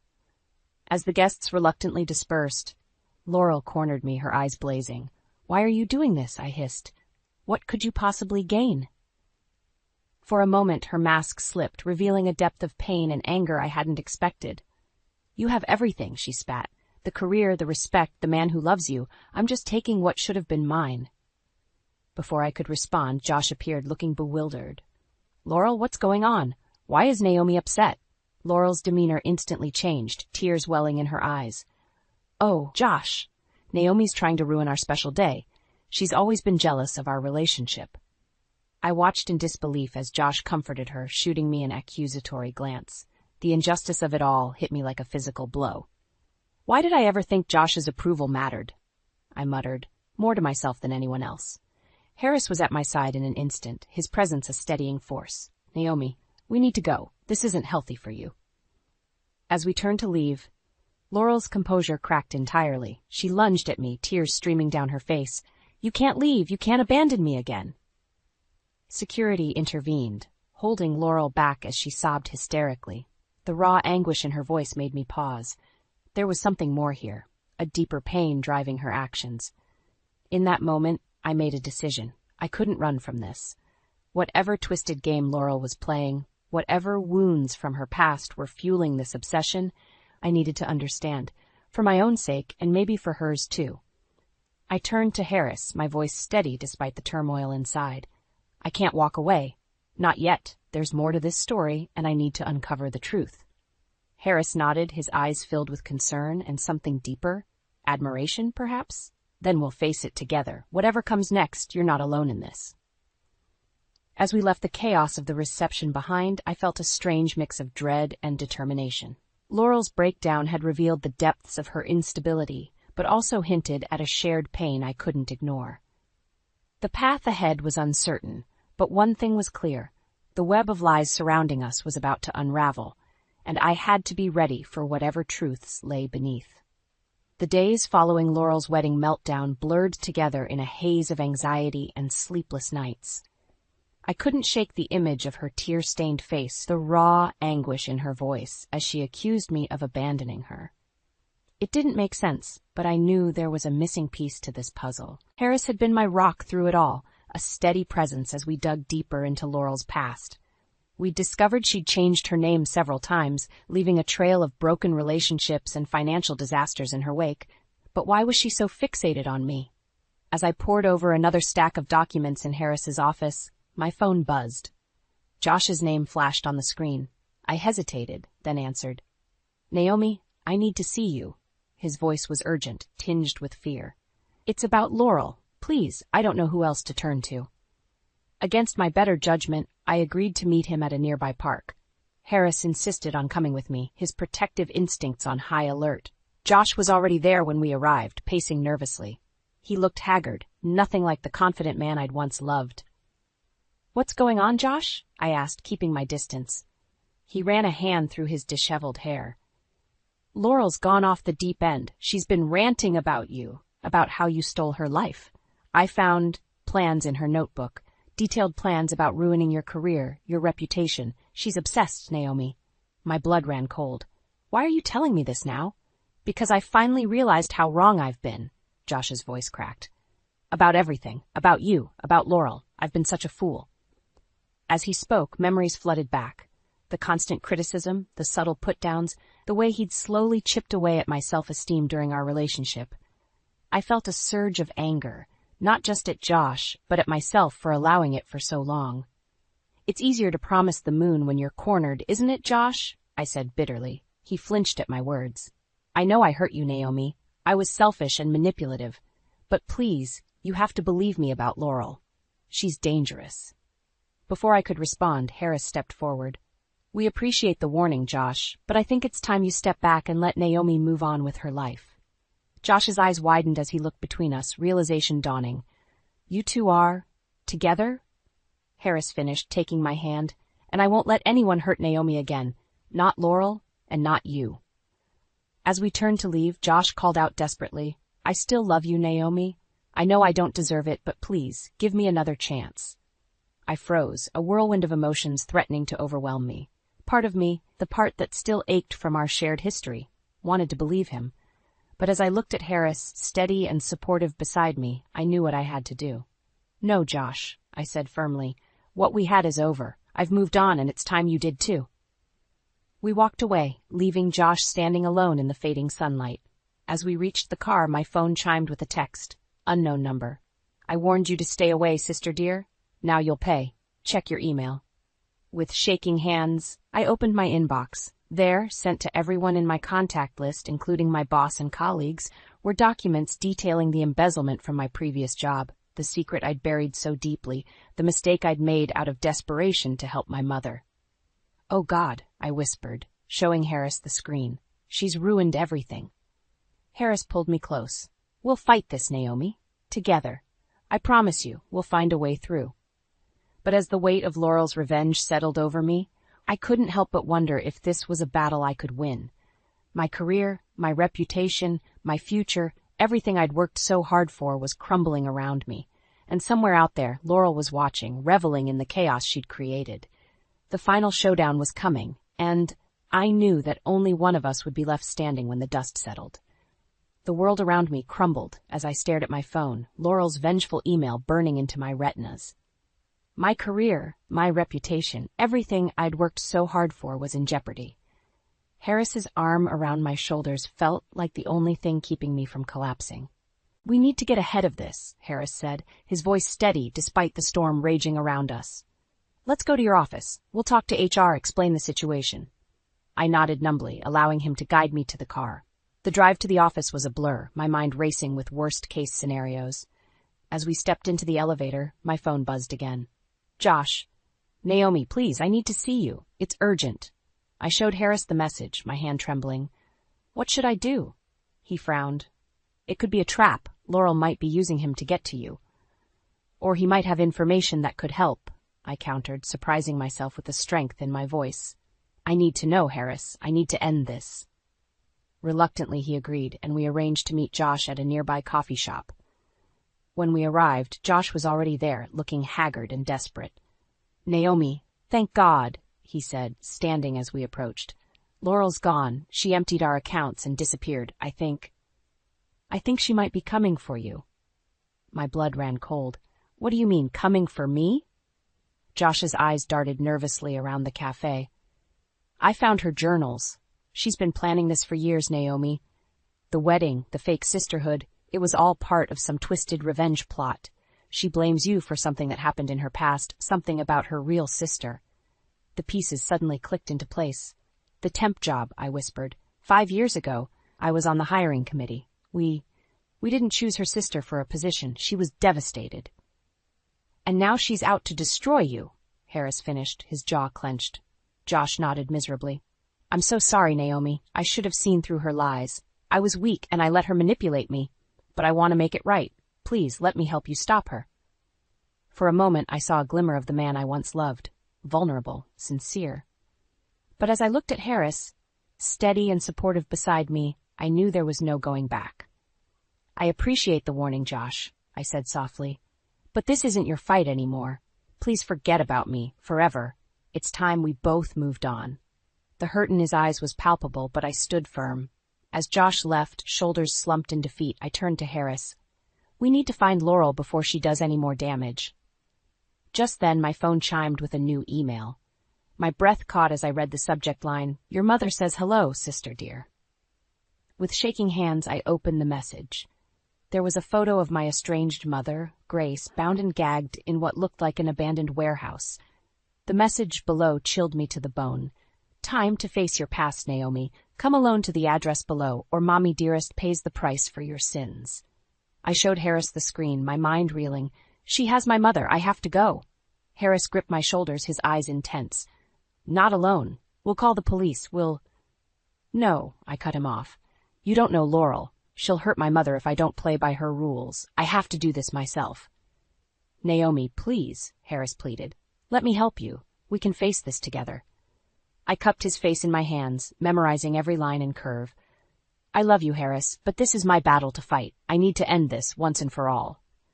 Before he could protest further, I turned and ran, hailing a taxi and leaving Harris behind. As the city blurred past the windows, I steeled myself for the confrontation ahead. Laurel had taken everything from me, my past, my present, and now she threatened my future. But I was done being a victim. It was time to reclaim my life, no matter the cost. The taxi pulled up to a dilapidated warehouse on the outskirts of town. Taking a deep breath, I stepped out, ready to face my tormentor and end this nightmare once and for all. The warehouse loomed before me, a hulking shadow against the twilight sky. My heart raced as I pushed open the rusted door, stepping into the gloom. Laurel? I called out, my voice echoing in the cavernous space. I'm here. Let my mother go. A chilling laugh rang out, and Laurel emerged from the shadows, her eyes wild with a manic gleam. Behind her I saw my mother, Grace, bound to a chair, fear etched across her face. Welcome home, sister? Laurel sneered. Ready to pay for what you've done? Laurel, please, I pleaded, inching closer. Whatever happened in the past, we can talk about it. Just let my mother go. She laughed bitterly. Talk? Like you talked to my sister before crushing her dreams? Do you even remember her? Naomi? Sarah Jacobs, the girl you rejected for that job 5 years ago? The memory hit me like a physical blow. Sarah, a bright-eyed candidate, devastated by our decision. I'm sorry. We had no idea. Sorry doesn't cut it, Laurel screamed, brandishing a gun. Sarah killed herself because of you, and now you're going to feel that same pain. Time seemed to slow as Laurel turned the gun towards my mother. Without thinking, I lunged forward, tackling Laurel to the ground. We grappled fiercely, the gun between us. A deafening bang echoed through the warehouse. For a moment, everything was still. Then warmth spread across my side. I looked down to see crimson blooming on my shirt. No! Laurel's anguished cry pierced the air. She scrambled back, the gun clattering to the floor. I didn't mean.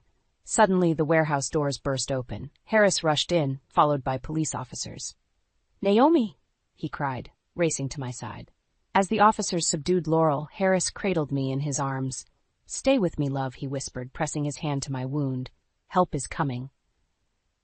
Through the haze of pain, I saw my mother being untied, tears streaming down her face. Naomi, I'm so sorry, she sobbed. For everything. I reached out, grasping her hand. It's okay, Mom. We'll make it right. As paramedics swarmed around us, I locked eyes with Laurel one last time. The hatred in her gaze had melted away, replaced by a look of shocked remorse. In that moment, I saw not a monster, but a broken woman consumed by grief. I forgive you, I whispered, not sure if she could hear me. But I needed to say it. For her, for Sarah, and for myself. The world faded to black as I was lifted onto a stretcher. When I opened my eyes again, I was in a hospital room, Harris dozing in a chair beside me. Sunlight streamed through the window, a new day dawning. As Harris stirred, his eyes lighting up at seeing me awake, I felt a profound sense of peace wash over me. I've finally seen the light, I murmured, squeezing his hand. All thanks to you. He leaned in, pressing a gentle kiss to my forehead. We made it through together, he said softly, and we'll face whatever comes next the same way. In the days that followed, as I recovered and the legal proceedings against Laurel began, I found myself reflecting on the tangled web that had brought us all to this point. Josh, humbled by his mistakes, reached out to make amends before moving across the country for a fresh start. My mother and I began the slow process of rebuilding our relationship, years of misunderstandings finally being addressed. And Laurel, facing the consequences of her actions, started the long journey towards healing and redemption. I visited her once before the trial, offering forgiveness and encouraging her to seek help. It wasn't easy, but it was necessary, for both of us. As Harris and I stood on the balcony of our new apartment, watching the sun set on another day, I felt a sense of hope I hadn't experienced in years. The shadows of the past were finally receding, making way for a brighter future. Ready for our new beginning? Harris asked, wrapping his arms around me. I smiled, leaning into his embrace. More than ready. It's time to write our own story, together. As the first stars appeared in the twilight sky, I knew that whatever challenges lay ahead, I had the strength to face them. The web of shadows had been untangled, and in its place, a tapestry of love, forgiveness, and second chances was being woven. At last, I was truly home.